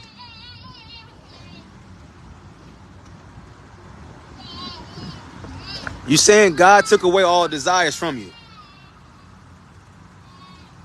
But what are you doing to sin? If he took all desires away, then why didn't take the rest away as making you sin today? But Jamila, you being prideful though, my sister. You're talking to a Christian. The Bible say confess your faults to one another. That's the Bible, right? You're sitting here saying, listen, you're on someone's live, and people can read what you're saying.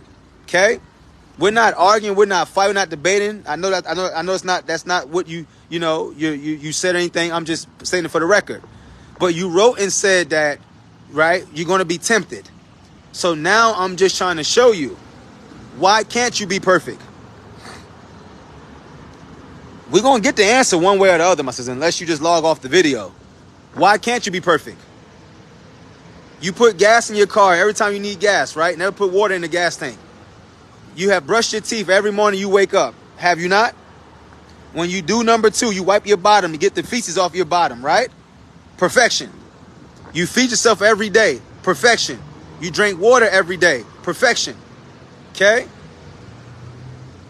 So, how do you have a perfect track record doing all these other things, but you're saying you're not perfect? But God took away all them desires. You said God took all desires away. So then what's left? If all desires are taken away, then what desires are left?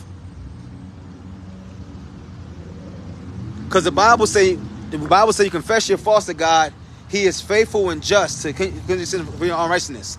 Right? So what if he took all your desires away, then how are you still sinning? Why are you not perfect?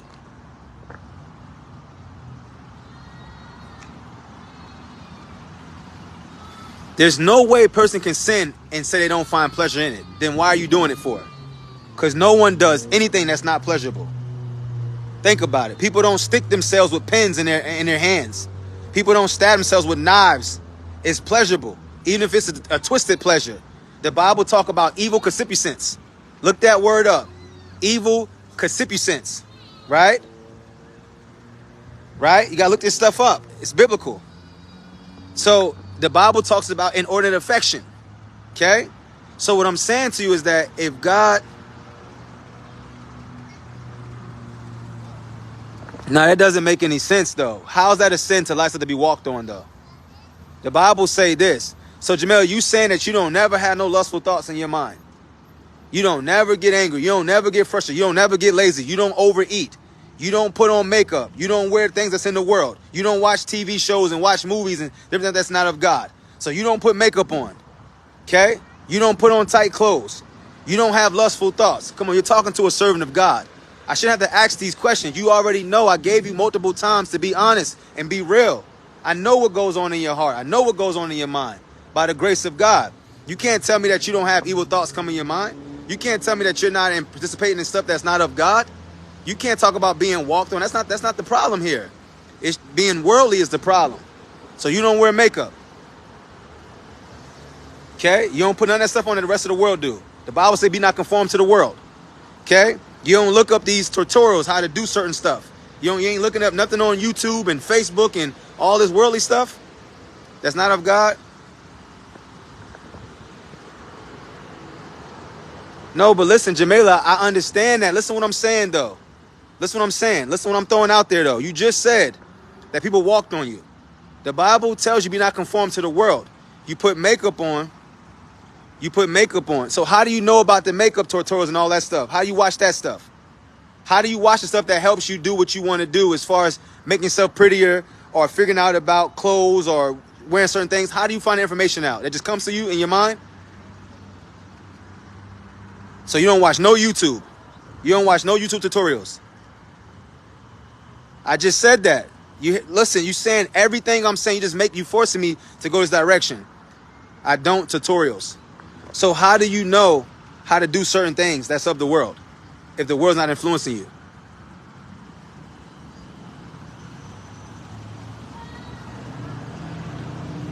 So then what sins are you committing?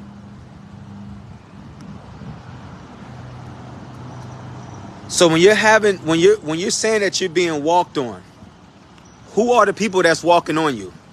Would you not say the non-believers? So why are you drawing the non-believers?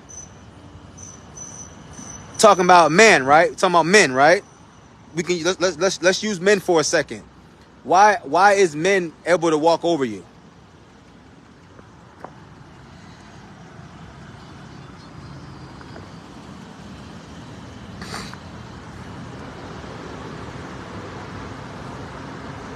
No, but let's talk about men though. Why are men able to walk over on you?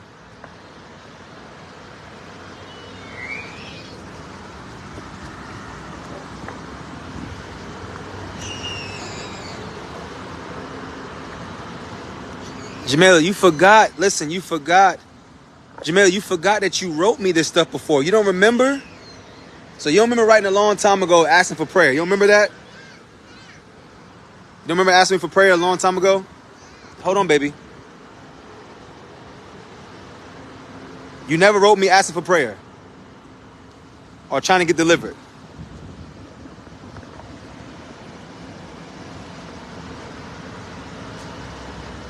That's not, you gotta, listen, you avoiding the question. Have you ever wrote me? Okay, you did. And at the time that you wrote me, right, you was talking about the man taking advantage of you, right, walking over top of you. Isn't that what I just said? Let's talk about the men that have walked over top of you, right? Come on, I'm just talking as a brother. If you was honest about this, now you're saying that you're not perfect, but now you're saying that you are perfect. Everything I'm saying, you're saying it's not the case. So then why are you saying you tempted then? When everything I'm saying to you, you're saying it's not the case.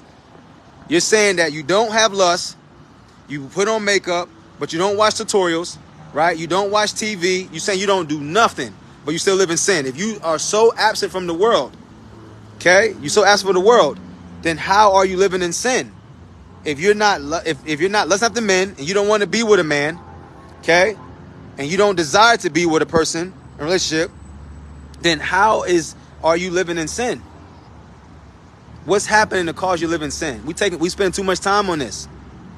Okay, it has to be honesty. You said that you be tempted. What are you tempted doing? You said God took everything away, but you're still wearing makeup. But makeup came from the world.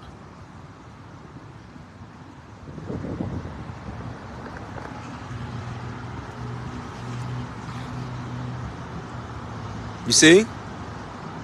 So why didn't God take that away if he took it away? To not correct my children. No, but Jamila, listen what I'm saying though. You said that you're tempted though. What does being tempted have to do with not correcting your children though? Temptation means that things are being presented before you and you're giving into them, right or wrong. What does tempted mean? You say we're all tempted. Saying you're not correcting your children, that's not being tempted. Okay? That's not being tempted. Because how's that tempting? You gotta make it make sense. You can't say, I'm not correcting my children, I'm not being tempted. But and then you can look at that too, because you're saying, well, why would you not correct them if you were living for God and it's against God's word? Because then you're gonna say, well, because I don't want them to, and they're gonna be mad at me and I don't want them. The Bible said, if you're ashamed of me, I'm ashamed of you. Right? So why would you not tell them what the Bible's supposed to be saying? Because you live in sin as well. Think about it. So why did you say that you're tempted though? You're not talking about being tempted. Saying that you correct your children, saying that you don't correct your children, that's not being tempted. Look up the word tempted. Oh, my live didn't freeze. Listen what I'm saying. If you're saying that you're being tempted, Jamalin, right? How are you being tempted? You say we're always tempted, right?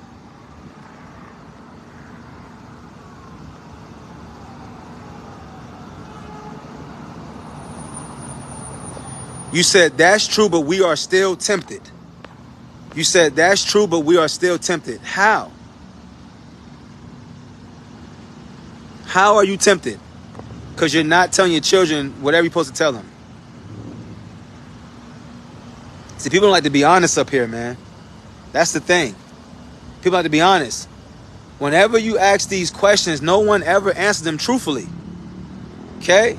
You can't sit here and be saying that God took all this stuff away and you're saying that you're still tempted. then why would he leave that to still be something that can bring you temptation? Thank you, James. That's the point that I'm trying to make. But she never answered the question, though. That's the point I'm trying to make. That's why I'm doing this teaching. I don't want to hear none of that false teaching from these false pastors and these false Christians. Stop acting like you can't control what you do. That's insanity. You cannot walk around in your job. You cannot walk around in a marriage and saying, I want to marry you, but I'm going to cheat on you in the future because we all make mistakes. That lady will never marry you. That man will never marry you. You go to a bank and say, I steal some time. Jamalin, you're not answering the question, my sister. So I'm gonna leave the subject alone. You know, you my sister, I love you, but you avoiding the question. You trying to be now you're trying to present yourself being differently than what you said. You said we're always tempted. That means that you wouldn't say that if you wasn't being affected by temptation. No one's gonna just say I'm being tempted. We always gonna be tempted. Well, that's like somebody saying, hey, look, you know, we gotta we gotta make sure that, you know, we don't get angry, you know, when we're dealing with people, you know, who are of different religions. So then you come and say, yeah, but then I come and say, well, you know what, James, we always get tempted though. I'm only going to rebuttal. That's a rebuttal to say, hey, you know, like, yeah, we're not supposed to get angry, but man, we're going to get angry sometime. So now I'm sitting here bringing up makeup. I'm bringing up lust. I'm bringing up all this worldly stuff. And you're saying you don't do none of those type of things. But you just spoke out and said that we always get tempted. So if you're saying we always get tempted, you're saying that you fall into temptation. But now you're saying that God took everything away. But then I bring up the makeup after God took everything away. You say, yeah, I do. Then I asked you about men that walked over you. You said that you did right me, and you asked for prayer. Now you say God changed everything. But you're sitting here saying that God still allowed you to be tempted and fall into temptation. That don't make any sense. If God took away everything, as you said took away all those things. You said the word all. All means everything. Okay? You say, man, I took away all my money out of the bank. That means there's not a cent that's left. So if God took away all those things, then why are some things that's still there? You see what I'm saying? You did those things. That wasn't God that did those things. That's why you're still doing what you're doing. You can't sit here and tell me that gluttony is not a sin. Okay? So why didn't God take away gluttony? Why didn't God take away lust? When you desire to eat at certain times at night, or you desire to eat certain times of the day, you know, laziness, when you don't want to get up and clean, do things like that, how come God didn't take those things away? That's three things I just named that you're doing. Okay? That's three things I just named that you're dealing with. So you just said God took all those things away. You got to be real with people and be honest with people. Okay? You shouldn't have to bring it to here. The lady at the well, she said she wanted all this thing that Jesus had to offer. But Jesus said, go and call your husband. Okay? Go and call your husband. She said, I don't have a husband. He said, I had answered right. Okay? So now we're bearing false witnesses. So do you know what lust means though?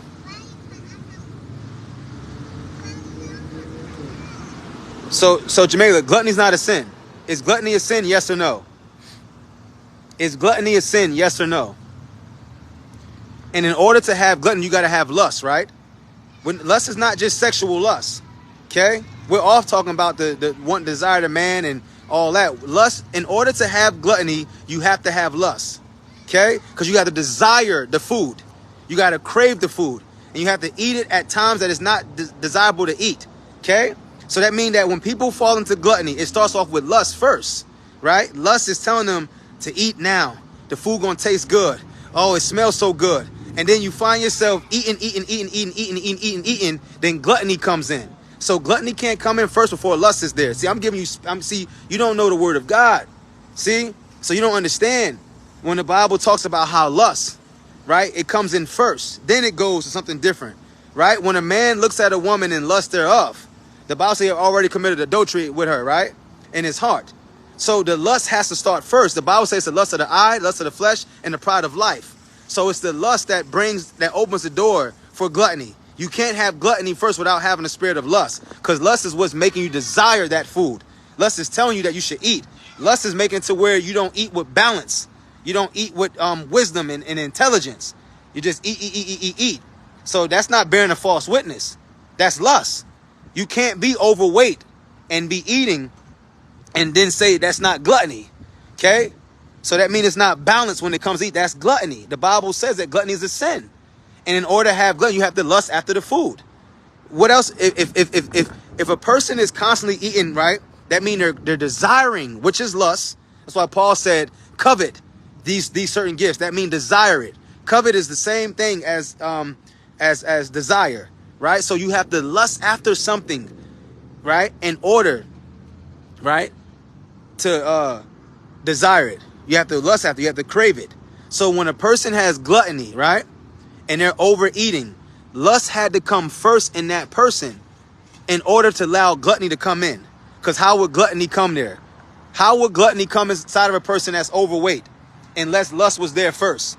So when we say lust, we're not just talking about a person just masturbating, fornicating. We're saying lust. You wear makeup because you lust to look better. You desire to be more attractive. Why else do you wear makeup for? That's lustful. You want attention from the world. Why else would you wear makeup for? That's lust. But see, because you go off of what some people telling you that's false Christians, you don't see it as lust. Think about it. When a woman wearing small shorts or tight clothes, that's lustful. You got your profile picture up here, right? Looking that way. Right? Why? Because you want attention. That's vainglory, right? So the point that I'm trying to make is that, see, people get offended when they hear God's word. But the truth is the truth. You cannot have gluttony inside of you without having lust first. Because in order to desire to eat, right, you have to have lust first, because you're craving, desiring that food that you're constantly eating without discretion. And you're eating. When you're wearing makeup, you desire the attention that comes from makeup, because makeup's supposed to make a person look more appealing, more attractive. Why do they wear it for? Why do women wear makeup for? It makes them look prettier. That's all worldly. That's all ungodly. It's not of God. You lied up here the whole time I asked all these questions, and now I'm bringing all this stuff out. You understand? Be truthful. Be honest. Ain't nobody bearing no false witness. I speak the truth. I lie not. Don't forget you wrote me. You come up here like you forgot that you wrote me now. I just sat here and told y'all. So y'all didn't just see what God just did. She came up here. In the beginning of my video, what did I say? I done talk with hundreds of people who claim to be Christians. They done told me all type of stuff. Now I'm asking questions, letting her try to be truthful. If she's saying she truly changed and God done all these things, then how come I'm asking these questions? She coming back with pride. God ain't do nothing in her life. You see, that's all delusion. You see? Don't sit here and say you were tempted and we're asking you what you're doing wrong. You don't want to disclose it. Talking about my children. That's a throw off. Come on now. Anybody that's blind can see that.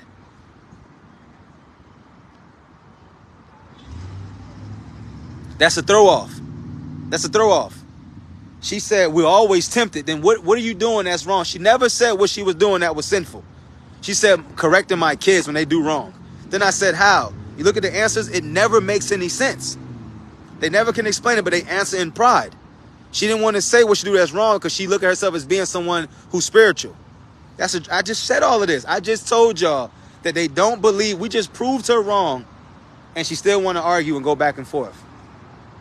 Okay? Proved her wrong.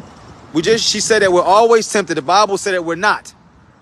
Okay? It says you're doing it by yourself. She making it seem like the temptation is there just because you're going to always be tempted. So Jeremy just posted the verse that proved to you that you're not always tempted.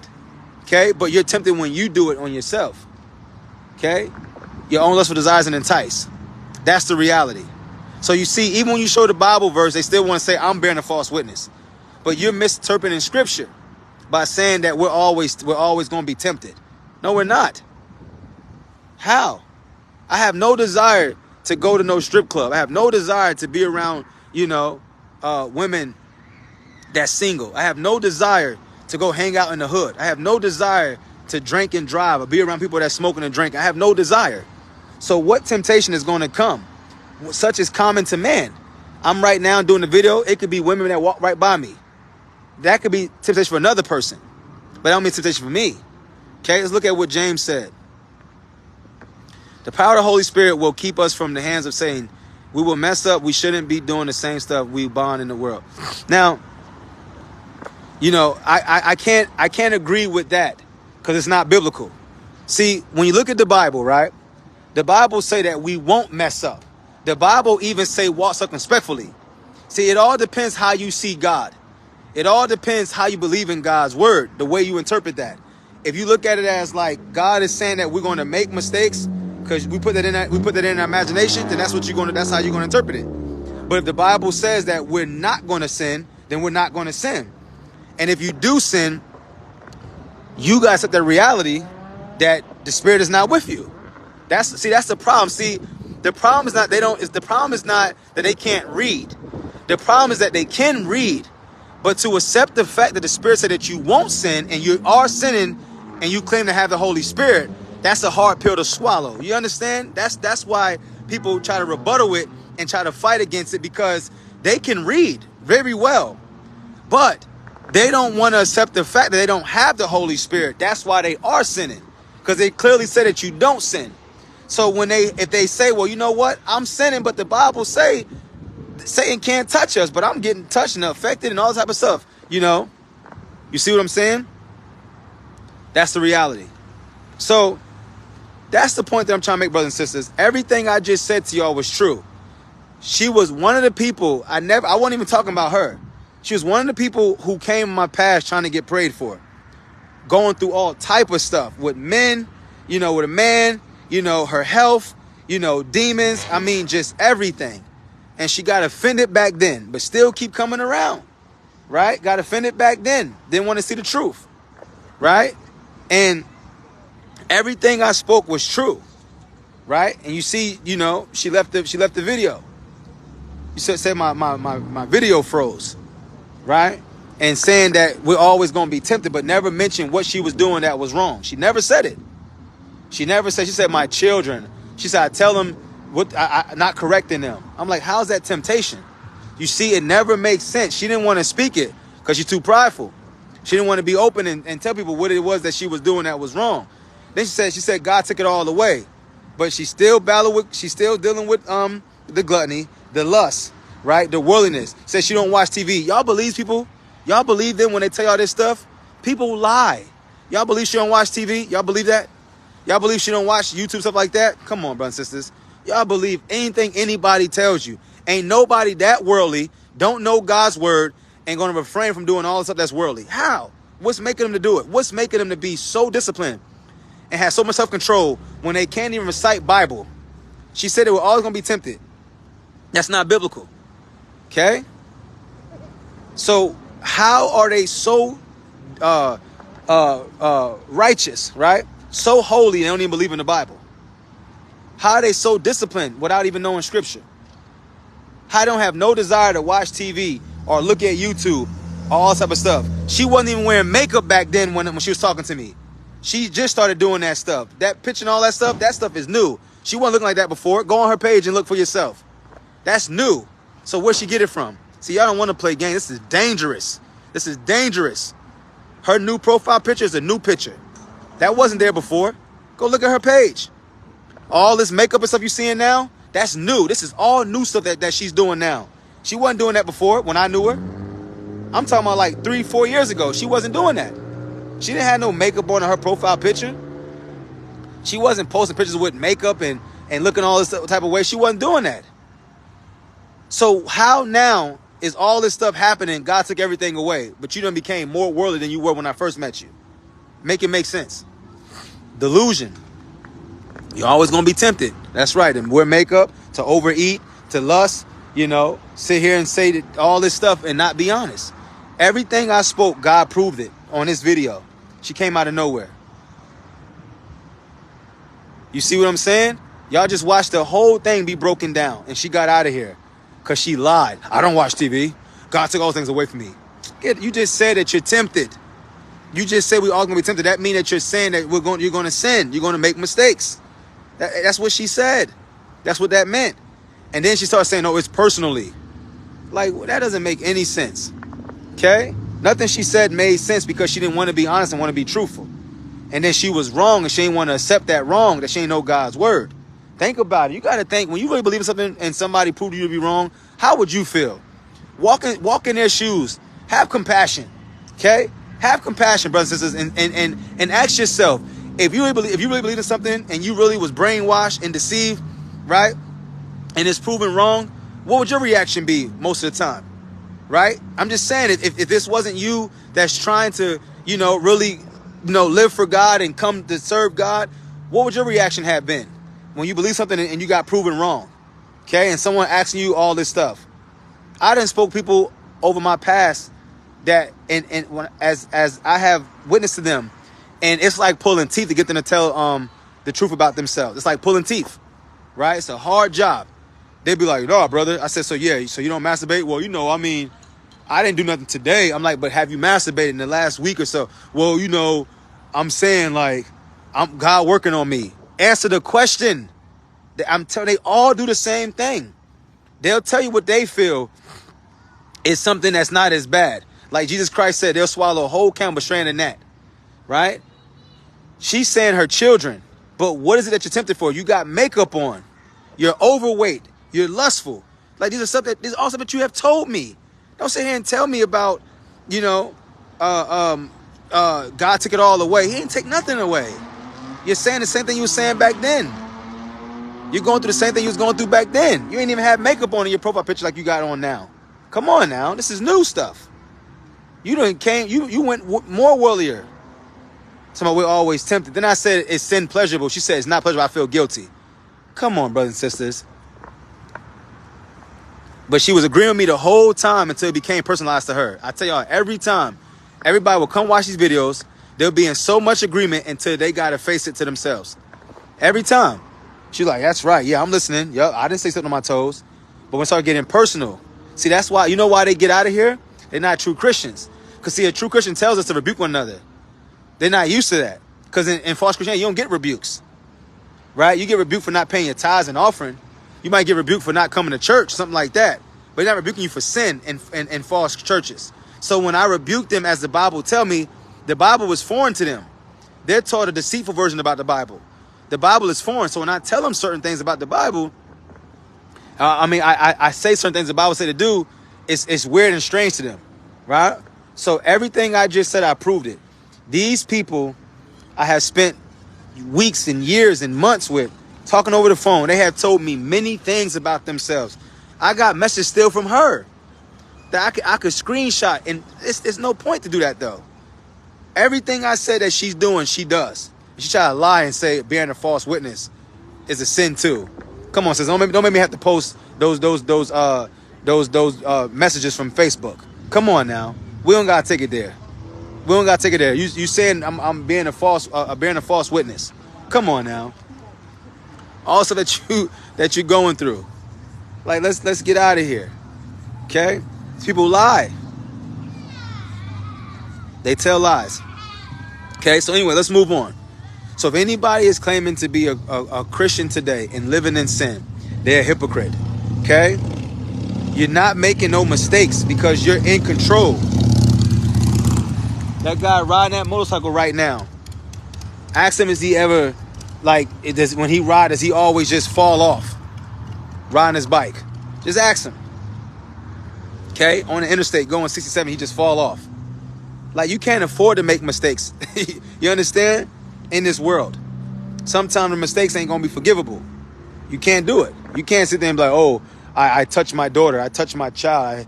I grabbed this woman's bottom. Like, you can't afford to do certain things in this world because the world's not forgiving, brothers and sisters. You understand? So I don't want to, listen, that's how they see God. That they always going to sin. They always going to make mistakes. That's how they see God. I can't control how they see God. That's how they see God. They see the Bible. They can read very well. But the reality is this. This is the reality. The reality is that they will have to question themselves. Well, why do I claim to have the Spirit? And I see that it says that we're born of God. We sin not. For them to accept that, they have to accept that God is not with them. They don't have the Spirit. Okay? I'm telling you that it says that we don't sin. We don't sin. That's why I'm the only one up here and everybody is fighting against me. Okay? I'm the only one that's sitting here telling you that true Christians don't sin. Okay? And everyone else is coming like, oh no, we do. But they can't show you what the Bible says. There's nowhere the Bible says that we're going to live in sin as Christians. There's nowhere. They make it up. You see, like even the brother James, he said, he said, the brother James said, he said, the power of the Holy Spirit will keep us from the hands of Satan. We will mess up. We shouldn't be doing the same stuff we was bound in the world. But that doesn't make any sense, though. Because of the power of the Holy... So you see, he recognized the Holy Spirit. But he don't recognize the rest of the verse where it says that, you sin not. So you see what I'm saying? It's like selective reading. It's like selective, speaking. They'll say certain things that they can't deny, right? They can't fight against. But in order to say the whole thing, he'll have to examine his life. He might not be ready for that. Because that means he might say, okay, well, how come I sin if I got the Holy Spirit? You're going to come to the conclusion that you don't have the Holy Spirit. That's why you sin. So anyway, the point that I was trying to make is that when you receive the Holy Spirit, it rules and it dominates you. It has to. Because you can't be sent out amongst men to live like God without having God in you. It's not possible. You've been around people your whole life. And you lived in the world in anger, frustration, pride, everything. You can't just take that person and say, here, read this word, do this and do that and do that. That's why I said Paul was a wicked man before he became Paul. Saul, let's just call him Saul. We're not going to say Paul was. Saul was a wicked man before he became an apostle of Jesus Christ, right? Nowhere did it even say that Jesus Christ called him an apostle, right?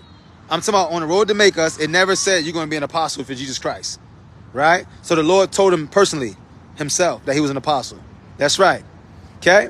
So listen, Paul was once there persecuting the church, putting Christians in jail. He was there when Stephen got killed. Okay? Everybody was afraid of him. 3 days went by. He went cold turkey. The brother was changed overnight. The first day that he was blind, Jesus told Ananias, he said, he's praying to me right now. The brother was fasting, didn't eat nor drink nothing. Okay, he was praying for mercy, begging for forgiveness. Okay, now, everyone today, they ain't doing no pause. I did the same thing. Came to the Lord, immediately transformed. Went from a gang leader to rapper, to all this stuff, celebrity friends, to living for God today and building this path and haven't changed. Still preaching the same thing. You don't see nothing on my page that looks worldly or ungodly. Nothing like that. It's been the same thing every day. But I'm showing you exactly what the Bible say. Everybody is fighting me. That's how you know how big false Christianity is. Everybody think that we're equal. They send me little friend requests. They send me little ministry things. Can you like my ministry? There's no such thing as a ministry. Okay, if you watch my teachings, you would know. They think that we're equal because I'm talking about God and talking about Jesus. So they want to keep sending me these requests. I don't accept none of those invites. I don't like none of their pages because it's all false Christianity. It's not of God. I'm saying that right now. For all of them that send me all that ministry stuff, I got so many in my thing from 2015 to now. Thousands of ministries. This is my such ministry. You want to like his page? So-and-so sent you an invite for this. So-and-so sent you an invite for this. I just decline it, decline. I don't like nothing. Go on my page. I don't like nothing on my Church of God page. That belongs to the Lord. That's it. Stuff is not of God. And they keep sending me the same stuff over and over and over. Because they think that because I mentioned Jesus Christ's name that we're the same. We're not the same. You see, I don't claim no ministry. Nothing. Whatever the Lord decides to do through me, that's for the glory of God. The Holy Spirit does He will. I can't claim something. Oh, this is who I am. God could send me today, pray for someone who's blind. Well, I'm gonna say I got a blind healing ministry. God send me today, pray for someone who's crippled. Pray for someone who's deaf. Well, I'm gonna say I got a crippled ministry. I got a deaf ministry. Like, what do you mean? You limiting what God can do. That's you doing that. That's why it's always a ministry that you came up with. That's only specialized in one area.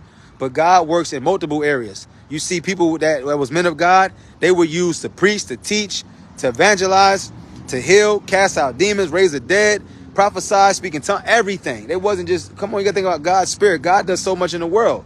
He makes the sun rise. He makes the sun go down, makes the moon come up, he makes the Stars come in the sky. He sent oxygen to the world. You know, he got us in outer space. You know, he doing all type of stuff. You know? So that's all I'm trying to say. Paul, 3 days, and the brother was living like Christ because he truly had an encounter with Jesus. He truly received the Spirit. You never seen the same Saul repeat itself in the book of Acts. You seen Paul, the apostle of Jesus Christ. These are people who really got the Spirit.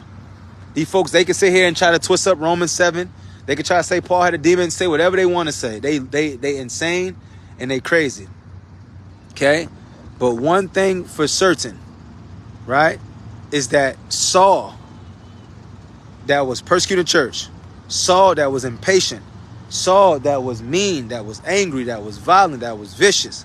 We never seen those same traits or attributes in his life as a believer. Show me one time. Show me one time. Paul was begging them people to live for God before he put you in jail for not living for the God that he thought he believed in and he served. Paul was arresting people who didn't do what he wanted them to say. Paul talking with the people in Iconium all day long. Not one time did he get mad. Paul was there when someone was beaten. And he sat there and held their jackets when Stephen was getting killed. But the same Paul was ready to run into the crowd to rescue his friends, you know, from the mob. Okay? Same Paul got smacked in the face, got beaten, got stoned, shipwrecked, got lashes, went through prison, hungry. You never see the brother complain. Never see him get angry. Never heard him say, I'm tired of this. Never heard him say. You never heard him say, man, why me? You never heard him say, this ain't fair. You never heard him say, I'm just praying that God will bless me, enlarge my territory. You ain't never heard Paul pray on Jabez's prayer. You ain't never heard Paul say that God will give you double for your trouble. Before you knew about the Old Testament, Paul knew about it before you. You ain't never hear him pray the way people pray today. You ain't never hear him complain the way people complain today. You ain't never hear him use the Old Testament the way it's been used today. Yeah, the Lord going to do exceedingly abundantly all above all we got to think according to the power worker. Like, you never seen him talk that way, right? How they talk today. But he knew the Old Testament before he knew the Old Testament. He didn't write none of that stuff in there. You know, the Lord's going to bless you exceedingly. And, you know, Psalms 21, the Lord's my shepherd. Like, come on, right? They didn't even pray the way people pray today. You never. What words did Paul pray? Can you tell me? Well, you see all day people just praying. So they really prayed in secret, didn't they? Because you don't see nowhere where you was hearing their prayers. It was being written what they prayed. Did you? The Bible said it was going to prayer, Acts 16. It never said what words they were saying. But all today, you see everybody, they really obeyed God's word. They prayed in secret. Nobody heard what they were saying. You ain't ever hear when Paul was fasting. They like, oh, I'm fasting. I want y'all to know, the Bible said, don't tell no man you fasting. So Paul, they obeyed that word. We don't know no time when Paul was fasting. We know he did, though. We don't know no time when Paul was, praying, right? But we know they did, right? But we never heard no words. We never heard him saying, the Lord says God, and I, Lord God, and Jesus, we never see it. The Bible even said Jesus Christ was praying on the Mount of Olives. We never know what words he was saying, okay? Until it was it was known for us to know, for our faith, so we could read about it. But in the Mount of Olives, many times they never said what he prayed and what he said. What he was in the Bible said he prayed all the way into the morning time. We never know what word he said because he prayed in secret. You see that? If the Lord blessed somebody with some finances, we never know. If Paul gave somebody some money, we never know. He didn't let his left hand know what his right hand was thinking. He obeyed that word. You don't never see what Paul like, yeah, I gave all this money to these people. This and I did that. I gave them scholarships. They got cameras and all this stuff. They're telling about all the stuff they did and how much they did for God. You never seen Paul do that. You never see Jesus Christ do that. Peter and them did that stuff. You see today. All these folks we got scholarships. People going to college. Yeah, go to college to live in sin. Go to college and do more wicked, do more evil. Satan don't care about that. Okay? What are they doing to glorify God? Okay? That's the reality. So you never see where Paul was talking about, I'm fasting, guys. I'm going on a Daniel fast. Before you knew about Daniel, Paul knew about him first. Didn't write anything about no Daniel fast. Okay? They made this stuff up. You ain't never hear Paul complain. You never hear Paul say, why me? You never hear Paul say, Lord, I want all this, I want all that. He said, God contentment is a great gain. Let us have food and let there be content. That's what he said. Okay, I got to move on. I got 20%. Okay, so a hypocrite means a pretender and a Pharisee. You don't practice sin. Okay, that has answered. Then why do you sin? It's not something that's practiced. So what I'm saying is they say they don't practice sin, right? Right? So they saying that they're not doing something continuously or whatever they're saying. So then why are they doing it in the first place? That's what I was saying. I was asking the Jamila lady. They say they don't practice sin. The Bible said not to practice sin. Okay? So then what would you claim? How would you classify what you're doing? If you're saying you're always going to sin. If it's not practiced, then it's habitual, right? Or it's repetitive, right? If it's something that's happening over and over, even if it's not happening every day, but it's happening throughout your life until the time you die, because you said that no one's going to be perfect. So aren't you, continuing in sin? Because I heard them say not to practice sin. I heard them say not continuing in sin. I heard them say, not this, not doing that. So you see, and then Jamila never answered the question. She said that she said she don't got pleasure, but she gets guilty. Come on. So before you got guilty, you knew that it was wrong. So how are you doing it if you know that it's wrong? You find pleasure. She just prideful. I don't like to talk to liars, man. She was a liar. That's why the Lord had me bring all that personal stuff out. Because she was a liar. That's why she left. I was telling the truth. She talking about bearing a false witness. About what? That was her way of pride. To try to throw y'all off, to make you think whatever. Go on her page and look for yourself. I haven't talked to her in years. I spoke what God said. Okay, that's all I'm trying to say. The woman's worldly, right? So that's the point I'm trying to make. Okay? If you don't practice sin, then why do you sin? So if you're not practicing something, then why does it still happen then? Okay? If you're not practicing your jump shot, then why are you still taking jump shots sometime? Okay? If you're not practicing to run faster and you're not practicing to lift heavier weight, then why you lift weight sometime and not sometime? Like, it doesn't make any sense. Like, these people are crazy when they talk. Y'all think it's normal because that's the world you live in. I understand. You look at movies, TV shows, you hear all this crazy stuff, right? Celebrities be saying stuff that make them look like they're not, celebrities, but they have all this money and fame. You like, but that's the world we live in. So my whole thing is this. If you're not practicing sin, so you're saying that you're not doing it a lot, or you're not working at it every day to become better. I don't know what the practice word means. But what I'm saying is why not? Then why are you doing it if it's not something that you're practicing every day? Why not just do it? That mean that you're saying that you're not doing it every day? Then why are you doing it some days then? Like, this doesn't make any sense. It's just weird. Okay? They find pleasure in the sin. They lied. Jamila lied. Okay? Because why else you doing something you don't find pleasure in? When she eat that food, it's pleasurable to her. Okay? That's a sin. Gluttony is a sin. Okay? When she's eating that food and eating all that food and not working out, not going to a gym, exercising, that's laziness. She don't find pleasure in going to a gym. She find pleasure in being lazy. How is it not pleasurable? So laying in your bed, laying on your couch is not pleasurable? So if you ain't got to go work today and you lay in your bed and you lay on your couch all throughout the day, that's not something that you desire to do? It's not pleasurable? So it's unpleasurable to sit on your bed. Come on, like, sin is pleasurable. It was pleasurable before you knew about God. Nobody want to hear about we make mistakes and all that stuff. You wasn't saying that before you knew about God's word. Now all of a sudden it's not pleasurable because you know the repercussions that come behind sin. Now everybody's saying it's not pleasurable because they know what comes from behind committing sins. That's pride.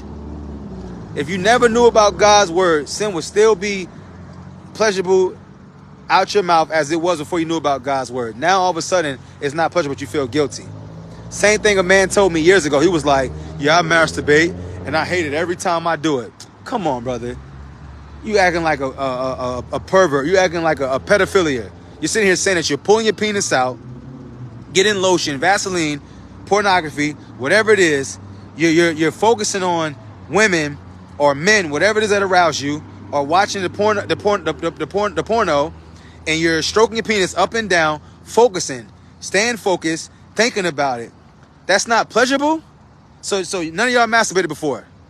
None of y'all had sex before. So you're telling me when you masturbated, you wasn't focused? It wasn't pleasurable? People sound crazy. Sin is sin. When you got anger, anger felt pleasurable. When you lied because it was pleasurable. You didn't want nobody to know. Like, why do we not understand what pleasure means? Okay, look up the word pleasure. That's what it means. Why are you doing it for then?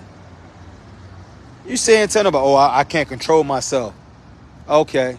Tell your job that. Don't come on Brother Ronald's Facebook Live and say that. Go tell your job. Tell your boss that. You ain't gonna have a job in the morning. Come on now. Like that's delusion. That's insanity. Yeah, like you can't control yourself. People just don't want to live for God. I'm telling you, the Protestants brought this stuff over here and they tricked people and people liked it. You know, sometimes you could be tricked and still find pleasure in the trick. Okay, let's move on. If a false Christian was good, why don't they change? So the reason I wrote that was because you look at the false Christians, man, they say they're doing all this stuff for God, living for God, but they don't change. They still be the same. They always saying that they make mistakes. So if they're good people, then why are they still doing the same thing and the same thing still happening in their life? If they're so good people, right, and they're doing what's right, you know, but if they can't obey God's word, then they're not good people then. Because those who don't live for God is not good people. Unbelievers who live in the world are not good people. Okay, so if you're living as a false Christian, if you're living as an unbeliever, you're not a good person. Because you're not obeying God. That means you're going to hurt people's feelings. You're going to be bad. You're going to be angry. You're going to be upset. You're going to affect somebody. Right? You're going to look like the devil. So you're not a good person. You're not a good person because you don't have no filter. Right? You don't have compassion. You don't have true love. You don't have true patience. So you're not a good person in God's eyes. So how is false Christianity good? Right? When it doesn't bear any fruit. When I came, I was telling everybody about everybody that was claiming Christianity about the Bible. Not now. Okay? I don't do that now. Because I realize from God that these aren't Christians. So I don't even, that's why I don't wear no Jesus shirts. I don't wear my Jesus hats. I don't do none of that stuff anymore. Okay? I had to learn that. I had to see that for myself. And God allowed me to see that. I don't even go nowhere talking about God. Because you're surrounded by 6% that are false Christians. They're going to always claim to be of God. They're going to say something that's not biblical. Like one guy see me in the store, right? This guy see me in the store. And I heard him. And I ignored him. This is what he said. He was like, yeah, he looked like he got money. He looked like big money. I looked the same way I look today.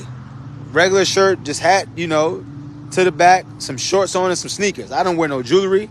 I don't got no chains. I don't got all this stuff. None of that type of stuff.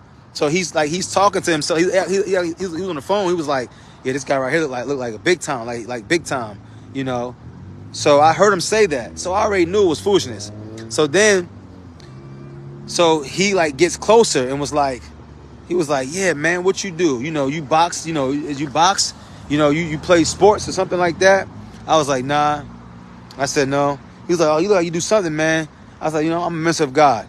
He was like, oh yeah, I am too. I'm a pastor. I said, well, you just told me, you said, look at him. He big time. Oh, he got it going on. Some worldly stuff, some other stuff he said too that was real worldly. So I started telling him that. He's like, oh, no, you know, the thing is that, you see what I'm trying to say? Like, before I mentioned that I was a servant of God, he approached me as a worldly man because I got tattoos, right? I got on some sneakers, shirt, some pants, whatever. And he felt that I was a worldly man. He's trying to get a compliment to for whatever reason, right? But when I told him that I was a minister of God, it immediately clicked. He was talking about boxing. He was talking about like fighting. He was like, Floyd Mayweather got a gym down the street, et cetera. All this voice up. And when I started talking about God, he clicked and was like, oh yeah, I'm a pastor too. The man had tattoo eyebrows on his head. Okay? He was walking around talking to himself. Even after I got done talking to him, I seen him throughout the store. Right? I seen him. He was walking throughout the little aisles and stuff. This was in Walmart. And he was talking to himself. After he talked to me, he was talking to himself. I seen him. And even when he walked up, he had the phone to his ear and was like, yeah, look at this guy right here. Yeah, he big time. He balling. Something like that. And this guy was like 60 years old. Right? So when he started talking to me, I'm going back to the original time that we started talking. I said, are you on the phone? He was like, oh, no, not on the phone. So he put his phone to his ear like he was talking to somebody to say that about me. That's insanity. But then he started talking about God. He started trying to say Bible verses. I'm like, brother, no. I'm like, the Bible says, not to because I told him about joking and gesturing. I told him what the Bible said about that. He was like, oh, it's just joy. Joy is joking. joy is laughter, whatever. I said, nah, brother. Sounds good, right? That's trickery. That's deceit. That's not what you was doing, brother. You came worldly. I said, the Bible said, be not conformed to the world. You talking about me being a boxer, you know, me this, me and that. They try to throw a Bible verse in there. The devil will always, I'm telling you, these folks be so insane, but they got them verses. It's not them, it's the demons. Like, y'all don't understand, man. Y'all thinking it's people. Y'all thinking it's people. If y'all could just see into the spirit and y'all see me talking, you'll see light. And see other people talking, you'll see darkness. You will know that it's a battle going on between the two. Okay? And you always see they always leave and they always tap out because they can't prevail over the truth. That's all I'm trying to show you. It's a battle. It's for y'all. It's not, they're not trying to fight against me. They're trying to fight against your faith. They're trying to fight against people that's going to see this video in the future. That's why they do it. They trying to make someone doubt what I'm saying. They can't stop me from making a video because I'm protected. But God not going to stop the demons from moving through people. Let me say another thing too. A lot of folks come in here and they'll stay for a few minutes and ask me questions or make comments because they're trying to throw me off from the message. The demons don't want the message to come out as clear as it can. They want to get people to come in and comment knowing that I'm going to respond if God wants me to try to throw me off. But I always get back to what I was talking about, though, in the first place, no matter what came to try to throw me off. Think about it. It happens all the time because they can't stop me. They'll come and be like, oh, this and that, trying to make me argue and fight with them. I'm going to rebuke them, right? But the Bible said the first admonition, reject, right? So I'm going to rebuke them. But they always come for a few minutes. They never stay throughout the whole video. The people that got the questions or that got the comments, they always come, say what they got to say, try to throw it off. Because the demons know. See, the demons make them do it because they know how I feel for God. I'm not letting nothing slide. So they know that if they say certain things, I'm going to see the message, right? And they know that I'm going to respond to it. So they hoping that when I respond, it'll keep me from going deeper into the video, you know, going deeper into the teaching without, you know, forgetting what I'm supposed to say, whatever the case may be. But they know the spirit is what works to me. But they don't know. The demons just, they got to do what they got to do. Satan say, hey, go. He's doing a video. Send people to comment, you know, distract him, do whatever, so he can't get the message out. You know, let him comment so people can read that in the future, and it could be a 50-50. Some people say, oh, you know, we're tempted all the time. You know, like he wants it to happen. So we know we don't play no mind, though. Okay? Now, I always spoke on Sunday and Wednesday, so I'm not going to speak on that. So deceiving means a person calls someone to believe something that is not true, typically in order to gain personal advantages. Okay? Came out of nowhere, brother. Yeah. James 1:22 say, but be ye doers of the word and not hearers, only deceiving yourselves. Listen. See, that's what Jamila just did. What's deceiving mean? A person calls someone to believe something that is not true, typically in order to gain something personal or advantage. See? So it says, be a doer of the word. Okay? Not a hearer. Let's look up the word. Let's look at the definition for the word doer real quick. I got 15%. A doer is a person who does something. A person who acts rather than merely talking or thinking. See, that's false Christianity today. They're just hearers. A hearer is a person who hears or listens to someone or something. Okay? Now, let's read it. This is the verse I was telling you about. It's going to destroy everything. Be ye doers of the words and not hearers only, deceiving your own selves. For if a man be a doer of the word, if a man be a hearer of the word and not a doer, he is like unto a man beholding his natural face in a glass. For he beholdeth himself and goeth his way, and straightway forgetteth what manner of man he was. But whoso looketh into the perfect law of liberty, and continue therein, see, and being not a forgetful hearer, but a doer. Remember, forgetful, see, it's all about obedience. But a doer of the work, this man shall be blessed in his deeds. See that? So the reason why they're not blessed, and the reason why they can't do it is because they're not, they're forgetful. Hearer, right? But it says, but a doer of the work, but be a doer of the work. See, they can't be doers of the work because they're telling you off when they first meet you, and they're telling you on these videos that they always going to sin. So they never can do the word. So they're never going to be possible for them to live as a Christian. See, it's my whole point that I'm making right here. Think about it.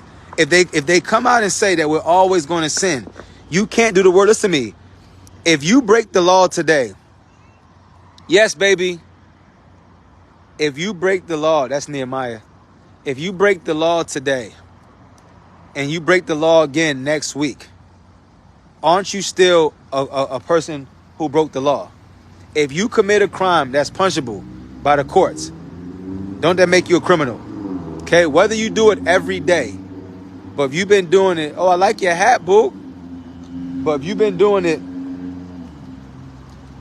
I like your hat, baby. You think nice. Who, that daddy hat? That nice, boo boo. So, if you commit crimes that's punishable, yes, I'm coming, baby. Give me a few more minutes. If you break the law and a cop arrests you and you go to jail and you get fingerprinted and you have to get a bond, you make bond. 2 months go by, they arrest you again. Don't that track record stay with you? If you ever look at people's arrest records, like they show you like a lot of celebrities who've been arrested throughout their life, right?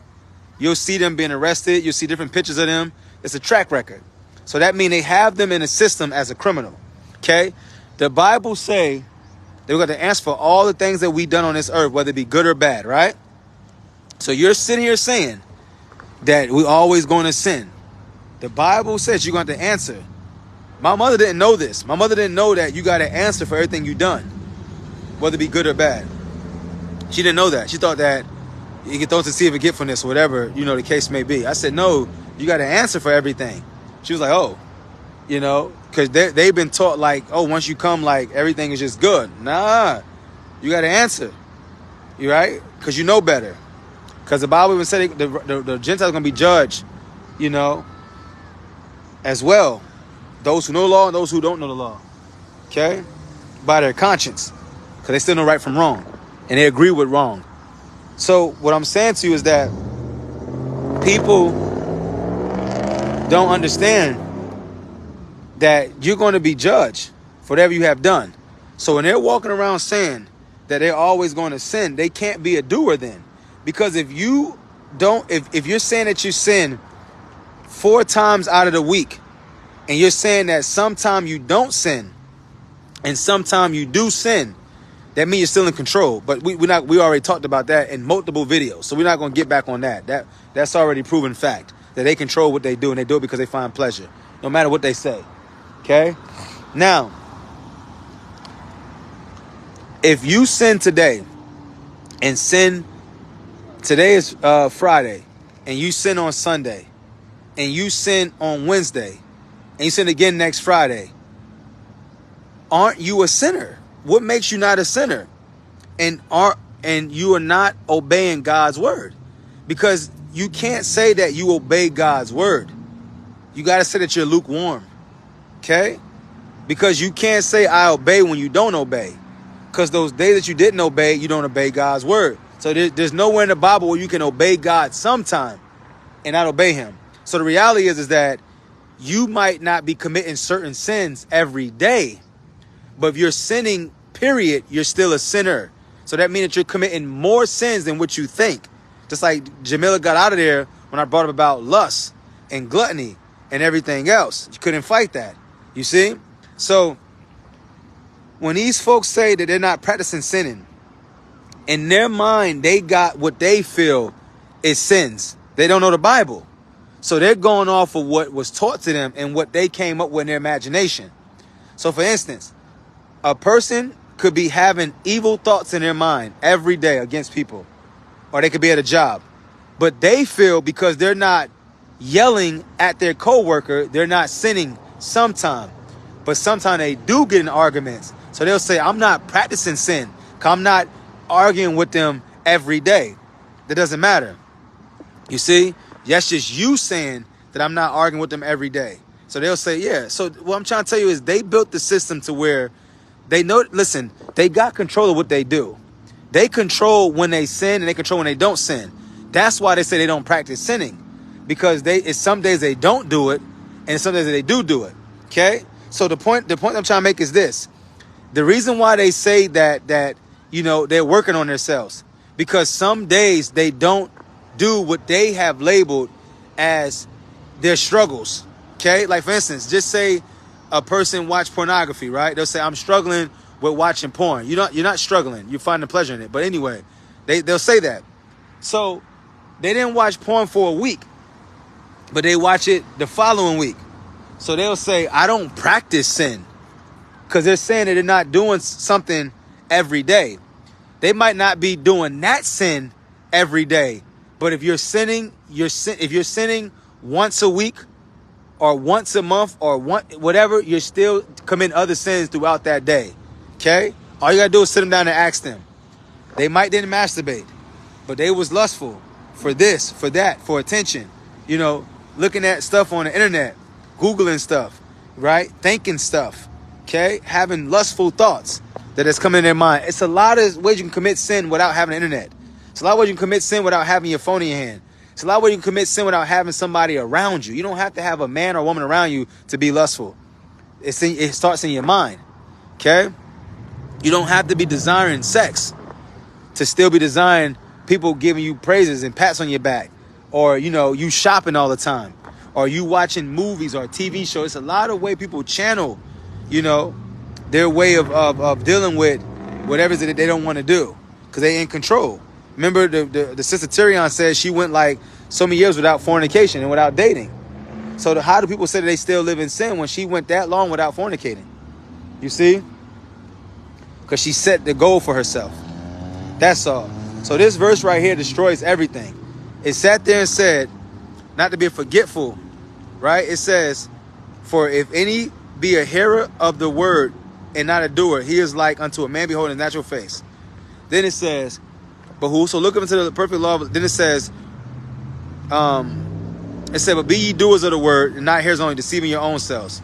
For if any man be a doer of the word, if any man be a hearer of the word and not a doer, he is like unto a natural man, unto a man beholding his natural face in a glass.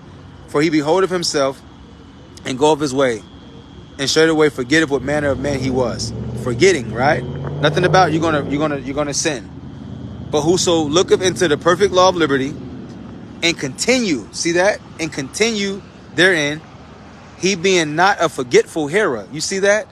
But a doer of the work. You see? Not a forgetful hearer.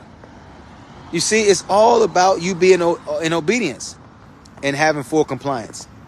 Okay? That's what it's all about. It's always been about obedience. Okay? Matthew 7:5 says, thou hypocrite, first cast out the beam out thy own eye, and then shalt thou see clearly to cast out the mote out thy brother's eye.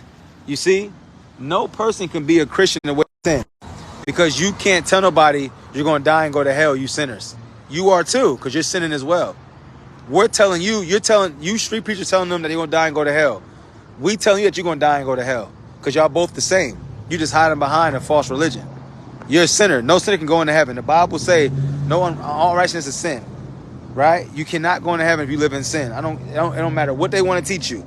The Bible clearly told you. Paul wrote that in Galatians and in Romans. He says it over and over and over. You cannot go to heaven if you live in sin. Jesus died for you and you're safe, protected. That is not biblical. That is not biblical. It's not you're saved, once saved, always saved. Like, no, if you have the Spirit, it's a different story. Okay? Hypocrisy means the practice of claiming to have moral standards or beliefs which one's own behavior does not confirm pretense. See that? So they're all portraying to be this way by dressing in suits and ties and going to churches on these Sundays and all this stuff, right? They all claiming these things, but then they live like the rest of the world. That's hypocrisy. Then they try to tell you about coming to God. They try to tell you about, this and that. Like some even tell you not to sin. But how you not going to sin? How you not going to sin if you always going to sin? None of this stuff makes any sense. 1 Timothy. Now the Spirit speaks especially that in the latter times some shall depart from the faith. Right? He seduces spirits, doctrine of devils, speaking lies and hypocrisies, and having their conscience seared with a hot iron. So this is Paul telling you about hypocrisy. But they said that Paul was sinning. Then how will Paul tell you about hypocrisy if he was living in hypocrisy? That would make him a hypocrite. You see what I'm trying to say? Paul clearly said, right, speaking lies and hypocrisies. But if Paul is saying in Romans 7 that nothing good lives in the flesh, if he's talking present tense, even though that was past tense when he was a Pharisee. That's why he said in the first verse, the law of God. I see those who know the law. Okay? Talking to the Pharisees when he was a Pharisee. That's why he's saying what brought him to Christ. That's why if you read Romans 7, he's talking about what brought him to Christ. He couldn't do it as a Pharisee. He couldn't do it as this Jew that was trying to keep God's law. Every time he tried to, he found himself sinning. That's what he's saying. Then he goes to say, who can save me from this? Then he says, thank Jesus Christ. He never mentioned Jesus Christ until the end of that chapter in Romans 7.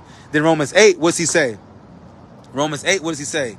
First of all, Romans 6, he's telling them that he's dead to sin. Romans 7, he goes back and tells them a story about his life when he was a Pharisee, right? Trying to obey God's word. He said he couldn't do it. But he said Christ is the way. Then he says in Romans 8 that we're not in the flesh, but in the spirit, telling you that the reason why it's possible to be righteous and holy and obey God's word is through the spirit. Because his Bible said those in the flesh can't please God. You see? So like, y'all don't understand what Paul was like. But remember, they don't understand the Bible. They wasn't taught to understand the Bible nor believe it. They was taught a false teaching. They use words like Peter said.